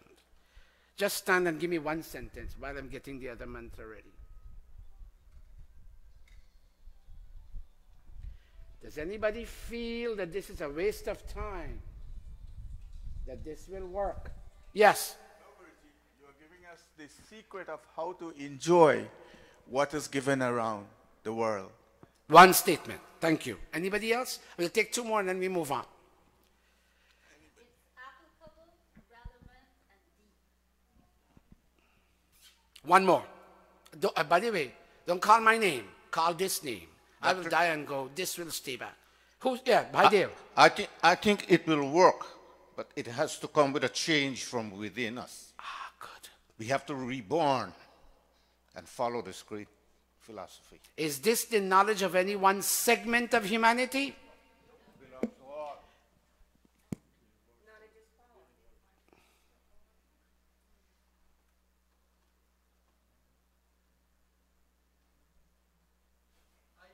Yes. You've come into this world to do this job. I think, let's all look at him. Look at me, everybody. He wants you to look at me. I'm serious. With all due seriousness. We may may badmouth him. And I know people who badmouth him because you're going to be haunted by me. But let me say this. Let me say this. This soul is a terrific scholar. He's a terrific thinker. And as I'm sitting here and trying to understand why I don't know this, why? Where does he get all this meaning? Where does this narrative come from? How is he able to analyze the Sanskrit, take the word, and give meaning to it so that the whole world can understand the meaning? And so if you really understand that soul that sits there, let us tell him now that we love you. Let me hear you say that. Can you all please say you all love me? You know, and let's put our hands together and give him a Come on, big folks. round. Thank you very much. Thank by me. No, I'm not done. I know, but you know, Bhaiji, we... Don't shut me up. Yeah. One more thing. Uh-huh. You know, he writes. He's a prolific writer. You and me may not understand that. I try to write like him, but not very near. And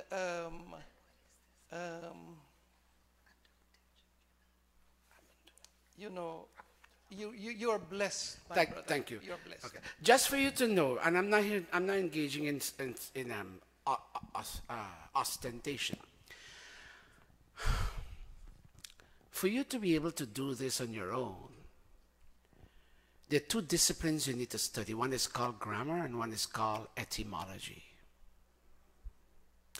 Grammar and etymology come in the field of Vedic, archaic Sanskrit, not in classical Sanskrit. Classical Sanskrit is simple Sanskrit. Let me give you a quick example so you can know what we're dealing with.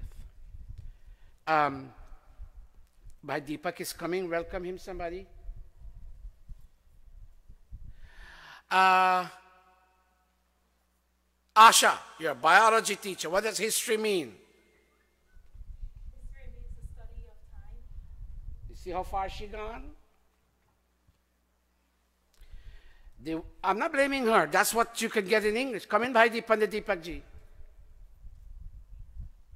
The word for history in Sanskrit is itihasa. Say after me, itihasa. Now watch how this come in, Pandit Deepak ji. Look how this is. This word is breakable. You're going now into etymology. Iti, ha, iti, ha, asa. Iti, thus, and not otherwise. Ha, for sure. Asa, it happened. Thus, it happened. English can give. You have etymology in English. For example, when I was doing my GCE English, I don't know how I got to go to Saints because they placed a lot of emphasis on Latin because of the Jesuit priests. And I saw the word procrastinate. And I never met that word. And that word was key to understanding that paragraph. And the question was based on that. So, oh my God, I don't know this word. To procrastinate. But wait, cras in Latin means tomorrow. To put off for tomorrow. Context, meaning. It happens in English too. Let me don't put English language down. It's a great language. Not only Latin, there's a percentage of Greek also in English, but there's an abundance of Latin. Education. Out of. Duko, to lead. Shun, the act of.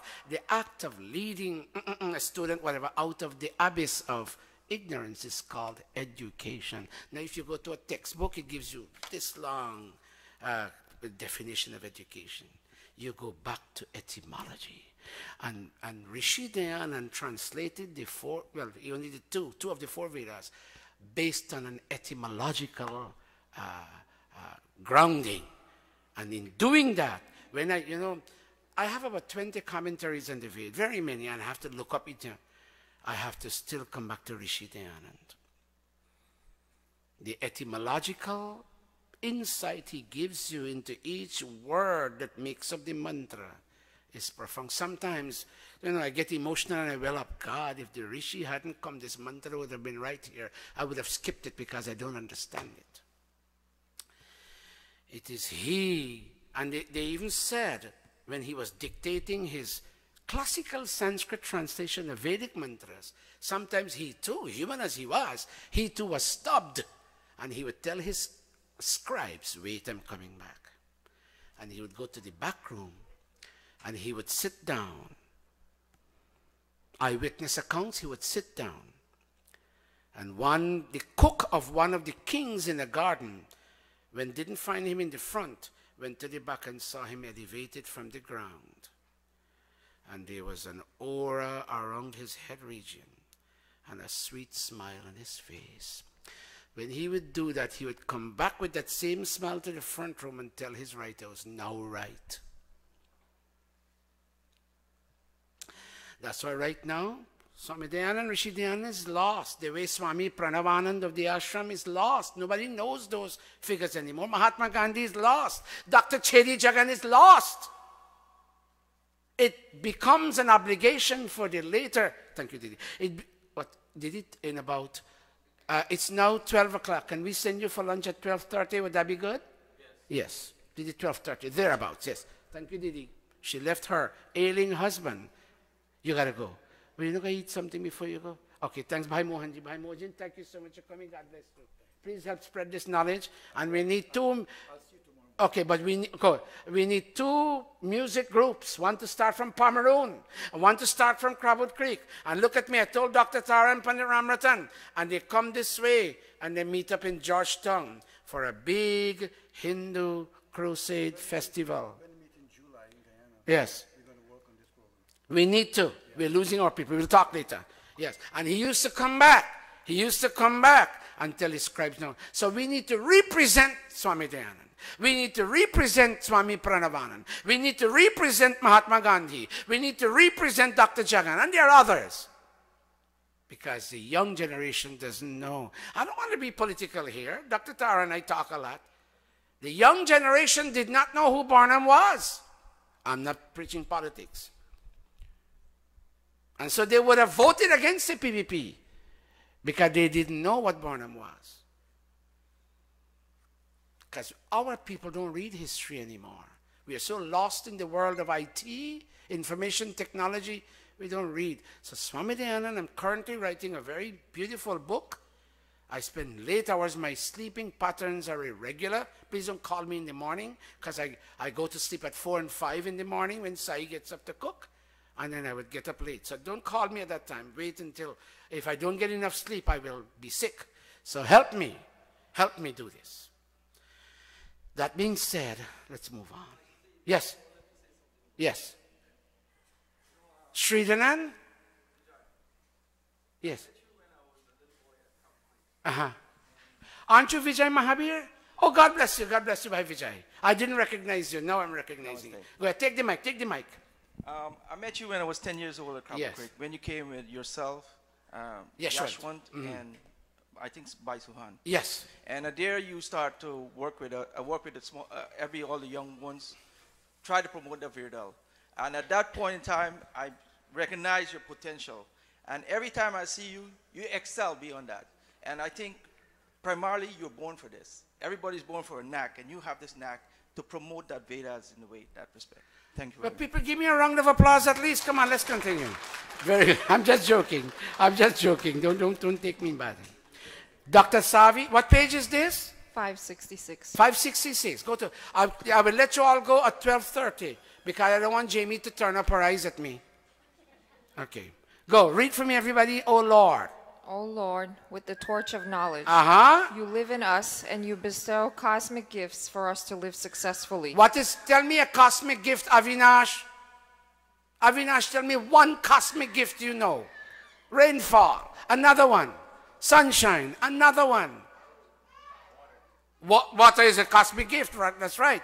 But now when the people in the world trying to control water. Soon you got to buy water, even though it's meant to be a free natural resource. Okay, continue, Dr. Savi. Oh Lord. O Lord, with the torch of knowledge, you live in us and you bestow cosmic gifts for us to live successfully. Continue. I would never seek your help. Hold it there. Continue. I would never. Continue, Dr. Savi. I would never. I would never seek your help to accuse, insult, and vilify other people or to commit any kind of infraction of moral and social norms. Stop. Oh God. Om Vishwani Devasa. Oh God, if you can make Shiv collide in an accident when going home, I will be so happy. Oh God, oh God, let him die. I don't like him. I don't want to see him. Continue. I would never seek your help to accuse, insult, and vilify other people or to commit any kind of infraction of moral and social norms. Continue. May I never look for praise from people of perverted understanding. Oh God, I'm going to give $100 for the Guyana project. Oh God, could Bhai Satish take that $100 and talk about me? What a good family background I've come from and how I donated. And Bhai Satish forgot because he has a messed up brain. And you go home sulking. He didn't call my name. Go back. May I never look for praise from people of perverted understanding or from people sunk in misery or from people with sinful inclinations.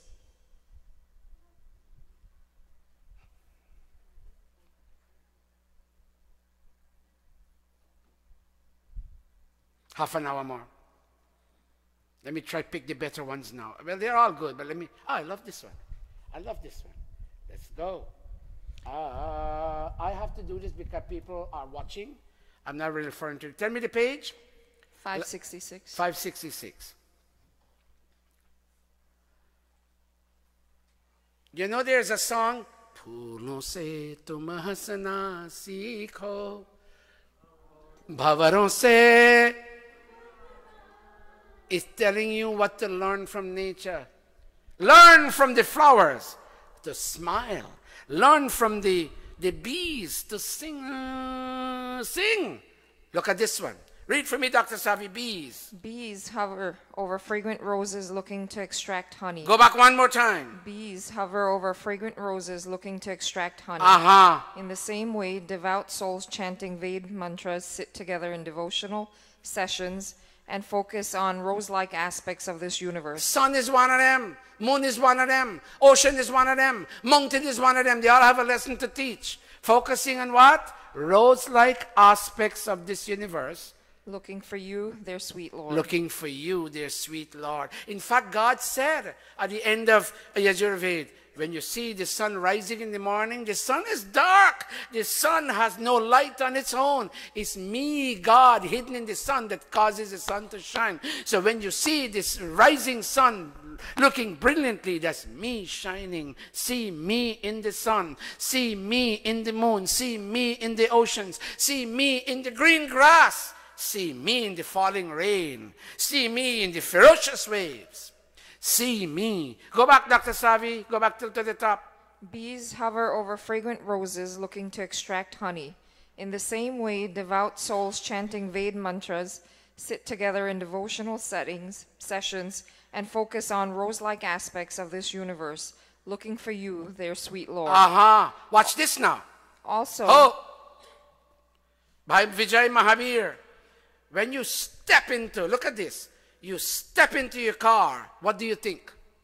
Let me see if you and I think the same way. I can hear you. You think of your destination, very good. When last you stepped in a car, Amar? When you stepped into the car, what thought came to your mind? My goal. Where you going? And you're hungry. And while driving, the destination has food. And I wonder what mom cooked today. God, I'm hungry. But I don't eat out in restaurants. So I'm going to wait. And you drive. And while you focus on your vehicular traffic, you're thinking of your food. Dr. Savi, also people step. Listen to this. Look how Ved mantra is beautiful. Also, people step into a car with a desire to arrive at a certain destination. In the same way, people, while chanting devotional praises, step onto God as car with a desire to be led to the truest form of wealth, the realm of liberation. Asha, what do you learn from honeybees? The honeybees have a destination. Honey is their destination. In the same way, the realm of liberation is our destination once we use the God as God. If you can pull out the sweetness out of every flower heart. Boy, stand up.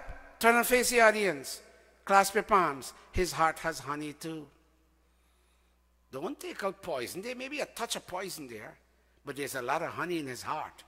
O mankind, Shiv, O mankind, extract the honey out of his heart and leave the poison right where it is. Read again, everybody. Bees. Copy the bees and copy people who step in a car so you can arrive at your destination. Read, everybody. Bees hover. Bees hover over fragrant roses, looking to extract honey. Louder. In the same way, devout souls chanting Ved mantras sit together in devotional sessions and focus on rose-like aspects of this universe. Looking for you. You who? Their sweet Lord. Did you ever tell God in your son, dear God, you're very sweet? Say that? Do you hand like this? Make a chota sa but do you hand like this? Tum ho bade Prabhu ji. When you sing that song, tell God he's very sweet. Some of us never tell our, because we in Guyana didn't grow up to kiss our mom and say, Mom, you're very sweet. That's more or less a North American thing. But if you never told your mom, I love you, before she goes away, tell her, Ma, Mayari, I love you very much. Tell your dad, even though you never hugged him. I never hugged my father in Guyana. But before he died, did he chant namaste? Before my dad died, I hugged my father. And my little brother Shruti used to hug him all the time. And when my mom had Alzheimer's and she was going to bring her back to the present, my brother used to climb in her bed. And she was non-responsive, but then one day we saw her do this. Mataji Sheila, this is what my mom did. It took her back to the days when Shruti was a little baby. And we tried. Tell your God, if you never told your mom and your dad you love them, tell God he's very sweet and that you love God. We don't do that. We Hindus will do Havan and Puja and offer ghee samagri and flowers. But we will never tell God, God, you're very sweet. Tum ho bade, pachan like this. Balavan. Say, oh God, you're very sweet. I love you, God. I embrace you, God. Make me your own. I am your own.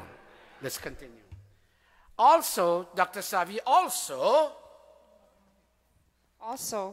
people step into a car with a desire to arrive at a certain destination. Imagine Jago sitting in the back there. One day he was in his car, his Cadillac. And I said, Jago, where you going? I don't know, Guruji. Where you going, Jago? Yes, I'm going. But where you going? I don't know. Don't be like Jago. Read again, Dr. Savi, also. People step into a car with a desire to arrive at a certain destination. In the same way, people, while chanting devotional praises, step onto Goddess car with a desire to be led to the truest form of wealth, the realm of liberation. We're coming to the end, another 25 minutes. Let's go. There's so many I have to now choose. I'm just giving you a perspective to help you read this book. I'm looking for one on philosophy. Okay, let's try this one.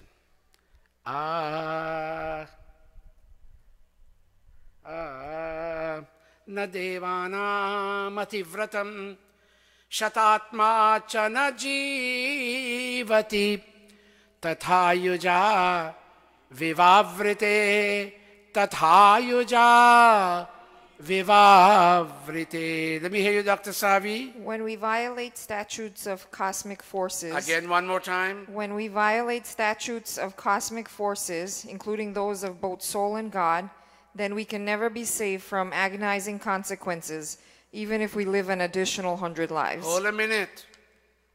Simple language. You do bad, you get bad. Cosmic statute. You do good, you get good. Simple. There are more complex examples I can give you. But because we have a varied background here, you know, Peter Jennings was a great guy. He was one of the best newscasters when he came to this country in 1985. Peter Jennings was young, and he bowled Dan Rather out of Channel 2. He was on Channel 7. But Peter Jennings violated, I'm sorry to say that he was a very good guy, but he violated one of the common laws of ingestion. And he took in smoke from cigarettes, and he took a lot. And I believe it must have been more than a pack a day. Until one day, watch this, Peter Jennings said, well, folks, I have a simple announcement. From tomorrow, I wouldn't be coming back on this channel. I'm sad to say I'm suffering from lung cancer, and I would not be broadcasting anymore. I welled up in tears. I cry easily when good things and bad things happen to good people. Read again what it says when we violate. When we violate statutes of cosmic forces, including those of both soul and God, then we can never be saved from agonizing consequences, even if we live an additional 100 lives. And you can do all the hawans in the world, and all the Quran Sharif reading, and all the Bible praises, and all the pujas. Very few people are saved from that chemotherapy, and very many go. You can hardly be saved from agonizing consequences. You drink alcohol excessively, you will get cirrhosis of the liver. You smoke excessively, you will blacken all this thing down here. And whatever sickness would come, it would come. Even if we live an additional 100 lives. Continue.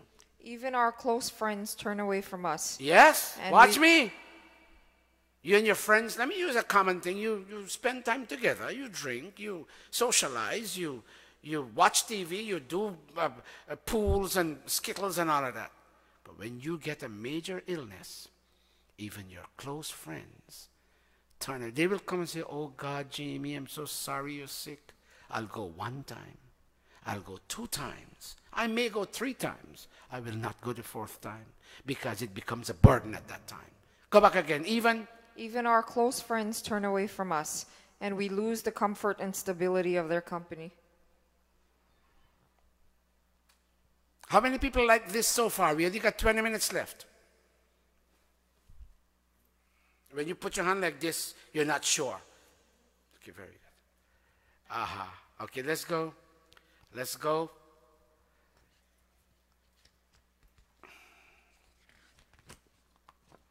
I like this one. I like this one. Because I wrote this so long ago, I don't remember anymore. I'm learning too, friends. I'm learning too. Tvam hi agne agnina vipro viprena sant sata sakha sakhya samidhyase sakha sakhya samidhyase. Read for me, Dr. Savi. O Lord. O Lord, leading with the torch of knowledge. That's beautiful. God's name. God has 1 million and even more names. Each one of his quality and each one of his actions earns him another name. Come here, boy. You and your brother, come here. Come here, and Austin. And you, take his hand and you lead him all the way there. And look at me. This is a flashlight. Hold it in your hand and flash the light with one hand and lead him with the other hand. You come behind him, Austin, behind, slowly. That's what God does. Agane Naya Supatha, oh God, lead me. Come back. Slowly. This is what God does. Mujhe nirbal ka are haath pakad lo de do nath sa. Hold his hand. You, tell your brother, please hold my hand. Loud and clear. They can't hear you. That's what you say to God. Agne Naya, hold my hand, God. Watch me. This God thing can be a very personal thing. It can create a conversation that makes you dump all that is here bothering you. You sit in the corner of your room and you dump on God. Lead him one more time. Here your flashlight. And lead him properly, slowly. Behind him. That's what he does. Say Agne Naya. Say that. I can't hear you. Agne Naya. Oh God with flashlight. Lead me onward. Agne Naya. You may take your seat. Thank you very much. Go back again. Oh Lord. O Lord, leading with the torch of knowledge. Your presence can be kindled and realized. You are a shining candle. Tell God you're a shining candle. So what does that mean for you? I can. I can also shine. Go back again once and you are. You are a shining candle. I can also shine like a candle only if I allow myself to be kindled while in contact with you. You know why you're not happy? Watch. The Ved says, I can't stand because of this camera. Watch. You're standing knee deep in water and you're thirsty. Clear, clean, cool water. You're standing knee deep and you're still thirsty. What are you failing to do? You're failing to bend down and taking your mind and your intellect and dip some water and drink. You're denying yourself. Go back again. You are a shining candle. I can also shine like a candle only if I allow myself to be kindled while in contact with Continue. you. You are filled with knowledge. I can also be filled with knowledge if I come into your tutelage. Meaning you want to be tutelage, meaning you make God your teacher and you become the student. Go back again. You're filled with knowledge. You are filled with knowledge. I can also be filled with knowledge if I come into your tutelage. Continue. You are the epitome of virtue. I can also be a treasure house of virtue if I emulate your virtue. Dear God, oh God, tu daya sagar, oh God, you're an ocean of mercy. And I bark at people. I'm not learning from God being the very ocean of mercy. And you say in the Havan, daya sagar, oh God, तुमको दयालु अपना समझ के मैंने आज पुकारा. They say you're dayalu. Oh God, you are merciful until I call out to you. I want mercy from you, but I will yell at my neighbors and my friends and curse them out and speak condescendingly with them. Why would you ask for something that you don't want to share? Go back. I can be a treasure house. I can also be filled with knowledge. No. Okay, go ahead. I can also be filled with knowledge if I come into your tutelage.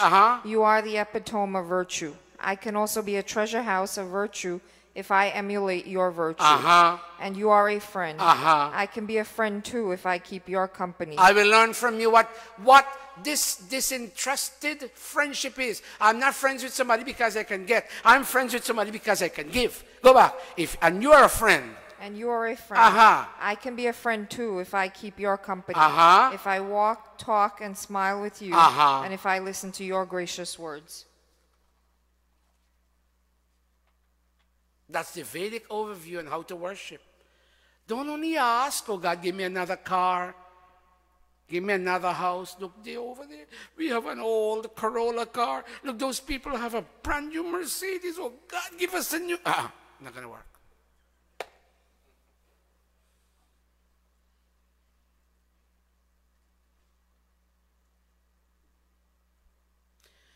I can be a friend too if I keep your company, if I walk, if I talk, and if I smile with you, and if I listen to your gracious words. 15 minutes more, Shiv.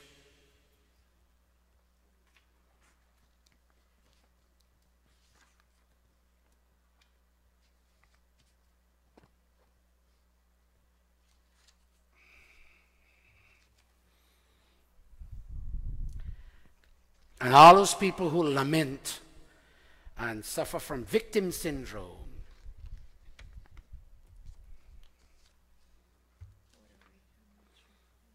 Utatvam maghavan shrinu. What page am I talking about? Sorry? 570. Utatvam maghavan shrinu yaste vashti vivakshitat yad vidayasi vidutat yad vidayasu vidutat yad vidayasi vidutat. Hold a minute, Dr. Savi. Gobeti, O Lord. O Lord, you possess bountifully and distribute liberally. You can only give liberally when you possess bountifully. You grant whatever. Hold it. That's something for you to copy. You too must possess bountifully. Who is stopping you from possessing? Work hard. But watch me. Earn with 100 hands. Look at this Vedic statement. Earn with 100 hands and share with 1,000 hands. Dr. Tara and I talk regularly, and he said, Guruji, the people in Wales are suffering. Can't we do a fundraiser and collect a little money and have our people in Guyana distribute it fairly among those who are suffering the most? You know why I believe the Gurukula in Guyana will be successful? All the sugar estates are closing down, one after the other. Sugar will be a dead king in Guyana, and young people will have no place to go to. You know why partially Arya Samaj was successful in India? It worked among the poor classes and called them and gave them an education and put them through college. Arya Samaj in the West is only doing Havan and Satsang like many other Sanatani mandirs. We don't give anybody anything. This institution in Guyana will go beg for planting cassava and onion and garlic and rice and dal from the market and feed those children who come for a second chance to pass the CXC exam, like the GCE, are trained to become a missionary of this great dharma. We mustn't charge. And if we get enough income in form of donations, we must give them $10,000 Guyana dollars, which is 50 US, every month. And we may, people hearing this may be upset with, we may knock down that old mandir. Jago knows which old mandir. Ray knows. And we will build a tent. And every morning, people who can't have something to fill their stomachs must come and get boiled and fried plantain and cassava, which is all that we can afford. They must come. We must provide. We must provide. Pandits only take, they don't give. If you're upset with me, I apologize. Majority of Pandits only take, they don't give. That must change. Give the young people, as you know, I love the GED program. You mess up in high school, you get a second chance to write the exam and pass and go on to college or get a job. A lot of people can't go to UG. They got grade 4s at the CXC. And I have every reason to believe. Let me tell you, the accounts, I got some money yesterday. We have 77,000 from you all, and we have another 200 from, I'll tell you when later on, where from later on. That's a $500,000 US dollars building. And we'll build it and build it well. The construction work has commenced. They send me pictures every day. The books are balanced. One officer is only showing how the money is spent. And then they send me the balance sheet, and then I'll send another set of money. I'm not sending all at one go. They're hearing. Not that I distrust anybody, but public money has to be accounted for in a public way.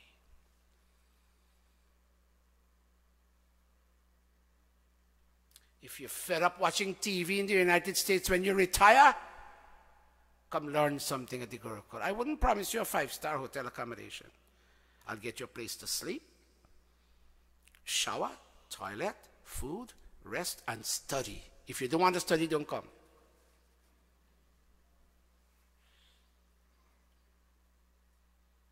I'll take the question just now. It's a great place to be. Soon I'll be taking $50,000 from Shif's treasury here at the Gurukula to dump into that place. I'm going to England and Holland. I'm coming to the end now. I'm going to collect money. Euros and pounds. I already put them on notice. I paid my ticket every year to come serve you. Give now to Guyana. When I go back to New Zealand in January to do another wedding, I'll go around collecting.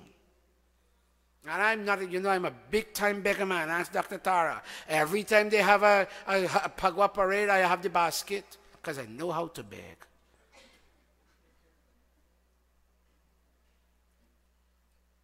Give.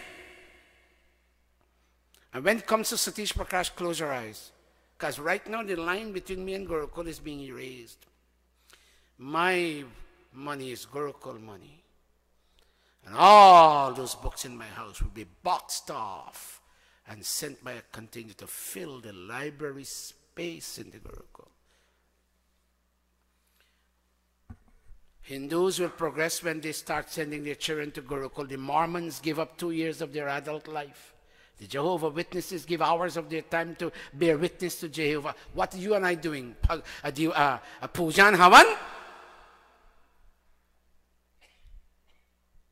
Give a year of your life, not 2 years. And then carry on. Read Dr. Savi. We're coming to an end now. I'll let you go at 12:30. Oh Lord. O Lord, you possess bountifully and distribute liberally. You grant whatever a worshiper legitimately desires from you. In addition, whatever you make strong remains strong. Say that again. That's a statement of the day. In addition, whatever you make strong remains strong. Read that, everybody. So, Dr. Savi. So my question is, why am I so weak and so much in want? Read it again, Dr. Savi, my question. Why am I so weak and so much One in more want? time. Why am I so weak and so much Read in it, want? everybody. And I will end here. It's now 12:25. Now, Bhai Deo had a question. Go ahead. Give the mic to the Chacha Deo. No, we got to pick you up on the system. Yeah, it's not a question.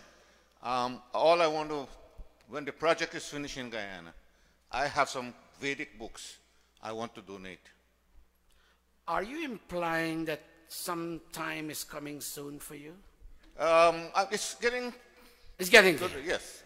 I'm not... We'll take, because there's a mom here who said she'd do the same thing. I'm not fearful.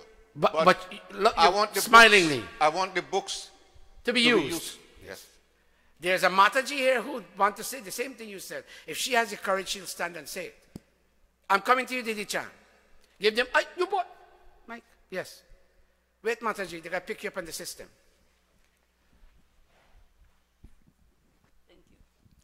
Namaste to all. Namaste, Mataji. I must say I really enjoyed this morning. This program is exceedingly good. But one thing I found in your speech is that we too should have crusades. You know, make a big tent and preach, because there are only Hindus that comes here, one or two from other denomination. Maybe out of the mandir, we might have other people coming. Mataji, I'm working on that with Dr. Tara, Bhai Mohan, Pandit Ramratan. He may be listening. And we'll ask all those who can sing and play to descend upon Guyana. Yes. When the, let the building be done, and then we're going to do from Pomeroon. I don't know, Mataji, I'm talking big. Yeah. I don't know what we will end up doing. But, these ideas are running. But thank you, Mataji. And I have lots of books too. Here, listen to Mataji. Very, very old books, some written by Swami Dayanand. And I will give to the library in Guyana. It's in Guyana at my son's home in his library. So I'm sure that you will receive it there. Okay, Mataji, before you go, where all the pension money where you had? Watch me, don't give your daughters and daughters-in-law your jewels. Put them in a picker-upper and say, hey, Gurukul. Guruji, I'd like to let you know that I send barrels every year to Guyana. No, and I serve it to my village, only my village. Okay, let's come now. What were the jewels? I've given to my grandsons. That's what you mustn't do.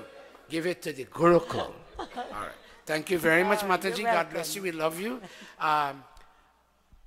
Before we close, Didi Chan, you raise your hand. Give it to Mataji, Didi Chan. Bhai Satish, I want to thank you very much for being that bee that picks the nectar out of each flowers of the Vedas and give it to us.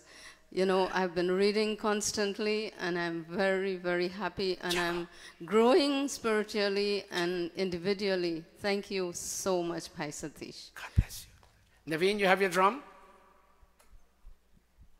Beta, you have your tabla? Jago? Oh, this sister. Oh, that's Shazia. Oh, this is a sister by Member of Parliament, Charandas. Oh, God bless you, my sister. Give her the mic. Give Mataji the mic. Hurry up, Jago. Go bring the harmonium from in there. Amrita, come take a mic. Asha, take a mic. You always sing Om Jai Jagadish for us. Go ahead. Namaste, everyone. Say namaste to her. Namaste, Guruji. Namaste, my dear. It is a pleasure for me to be here this morning to enjoy your very educated sermon.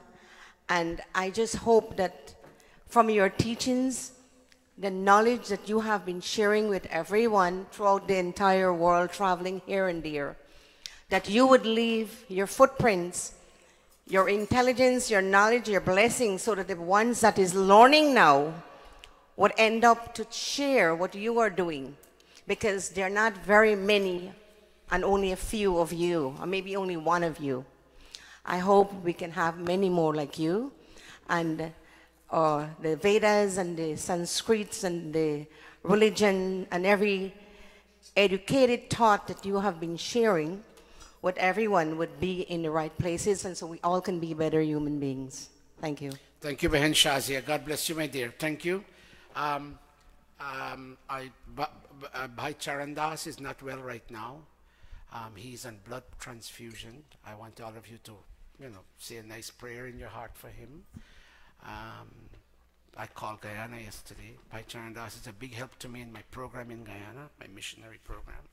And her family, Shazia's entire family in Betsy Ground in Kanji, there also. My daughter, come here, Asha. Asha has created an online course in Sanskrit, 200 hours of Sanskrit instruction online. That speaks for itself. The poor child has done this flyer. I'm not sharing this out. I want you, out of your self-interest, to come and young man, Sachin, and you take a copy of this flyer so you can go online and find the course. I commend her very highly. Sit down. Would you please put your palms together?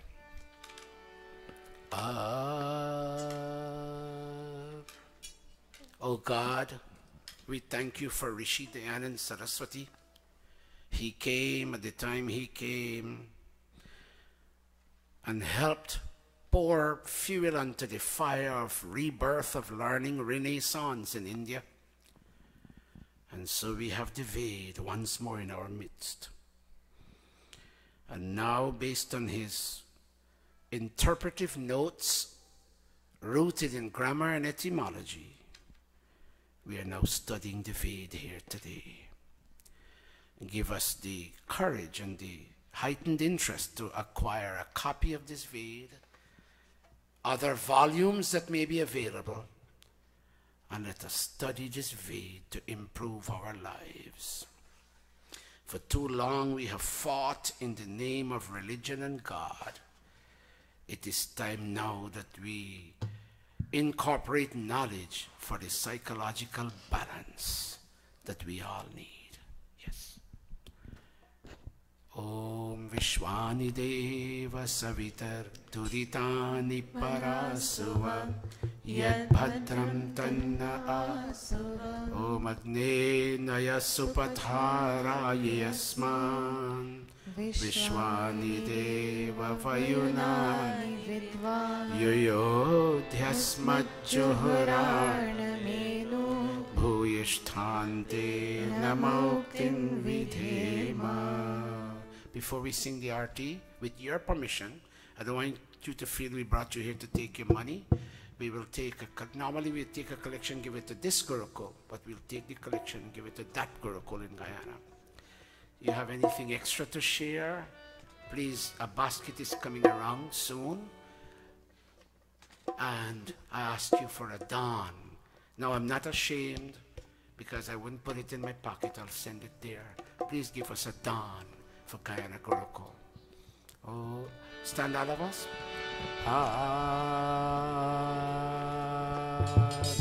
Clasp your palms. Thank God for the interest to come here today, to learn something that can make your life better. Om Jai Jagadish Hare Swami Jai Jagadish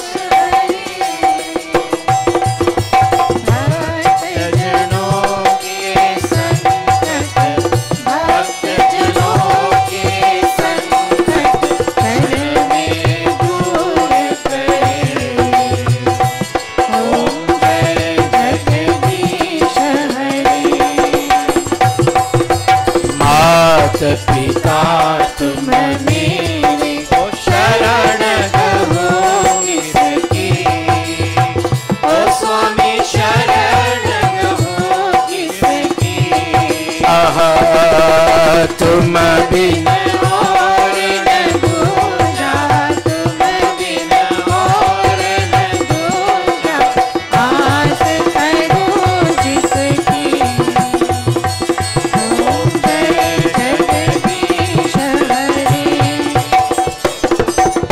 दीन बंधु दुख हरता तुम रक्षक मेरे ओ स्वामी तुम रक्षक मेरे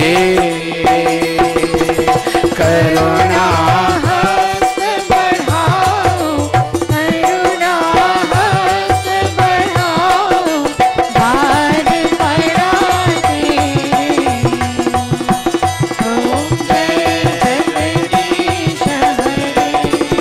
विषय विषय विकार मिटाओ पाप हरो देवा ओ स्वामी पाप हरो देवा श्रद्धा भक्ति बढ़ाओ श्रद्धा भक्ति बढ़ाओ संतन की सेवा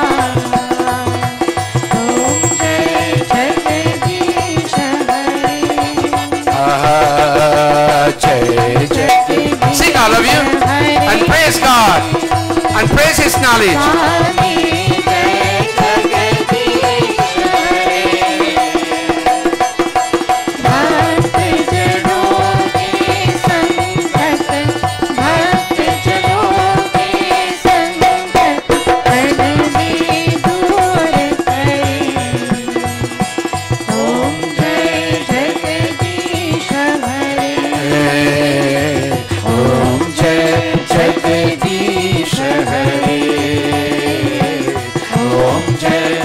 Jagadish Hare. We need peace on this globe. Many parts of this world are torn by war. Many homes are broken between husband and wife, and children running to the streets. One ethnic community against another, one religion against another. Oh God, bring peace to human hearts. Om Devaha Shantirantariksam Shanti Prithivi Shanti Rapaha Shanti Roshadhayaha Shanti Vanaspatayaha Shanti Vishve Devaha Shanti Brahma Shanti Sarvam Shanti Shantireva Shanti Sama Shanti Redhi Om Shanti Shanti Shanti. Raise your two hands, all of us. Prem se bolo Omkar Bhagavan ki Jai. Prem se bolo Rishi Dayananda ki Jai. Shri Ramachandra ki Jai. Shri Krishna Chandra ki Jai. Brahmarshi Swami Virjananda ki Jai. And Prem se bolo Vaidik Satya, Prem se bolo Vaidik Satya Sanatan Dharma ki Jai. Tomorrow it's Arya Samaj Foundation Day, 142 years of Arya Samaj. Raise your hand, everybody. Prem se bolo. I will say Arya Samaj, you say Amar Rahe Arya Samaj. Amar rahe. Ved ki jyoti. Jalti rahe. Om ka jhanda. Uncha rahe. Can you look on your left? Look at this first picture. This is the first person in India, an immediate disciple of Rishi Dayananda, who established the first Gurukula. Swami Shraddhanand. I will say Swami Shraddhananda ki and you say Jai Ho. Swami Shraddhananda ki Jai Ho. That Gurukul was established in 1903. This Gurukul was established in 2003. I don't know if it's coincidence. I wish it can be. And we stole from there. Burnham didn't allow money to go to Guyana. They had to steal roti and curry and dal. Under the arm, the dirty arm, put the roti like this to bring for me to eat. So Dr. Surendra said, we stole from one Gurukul to build another Gurukul. We wouldn't steal for Guyana. You give liberally. And come 2020 for the ceremonial opening of the Gurukul.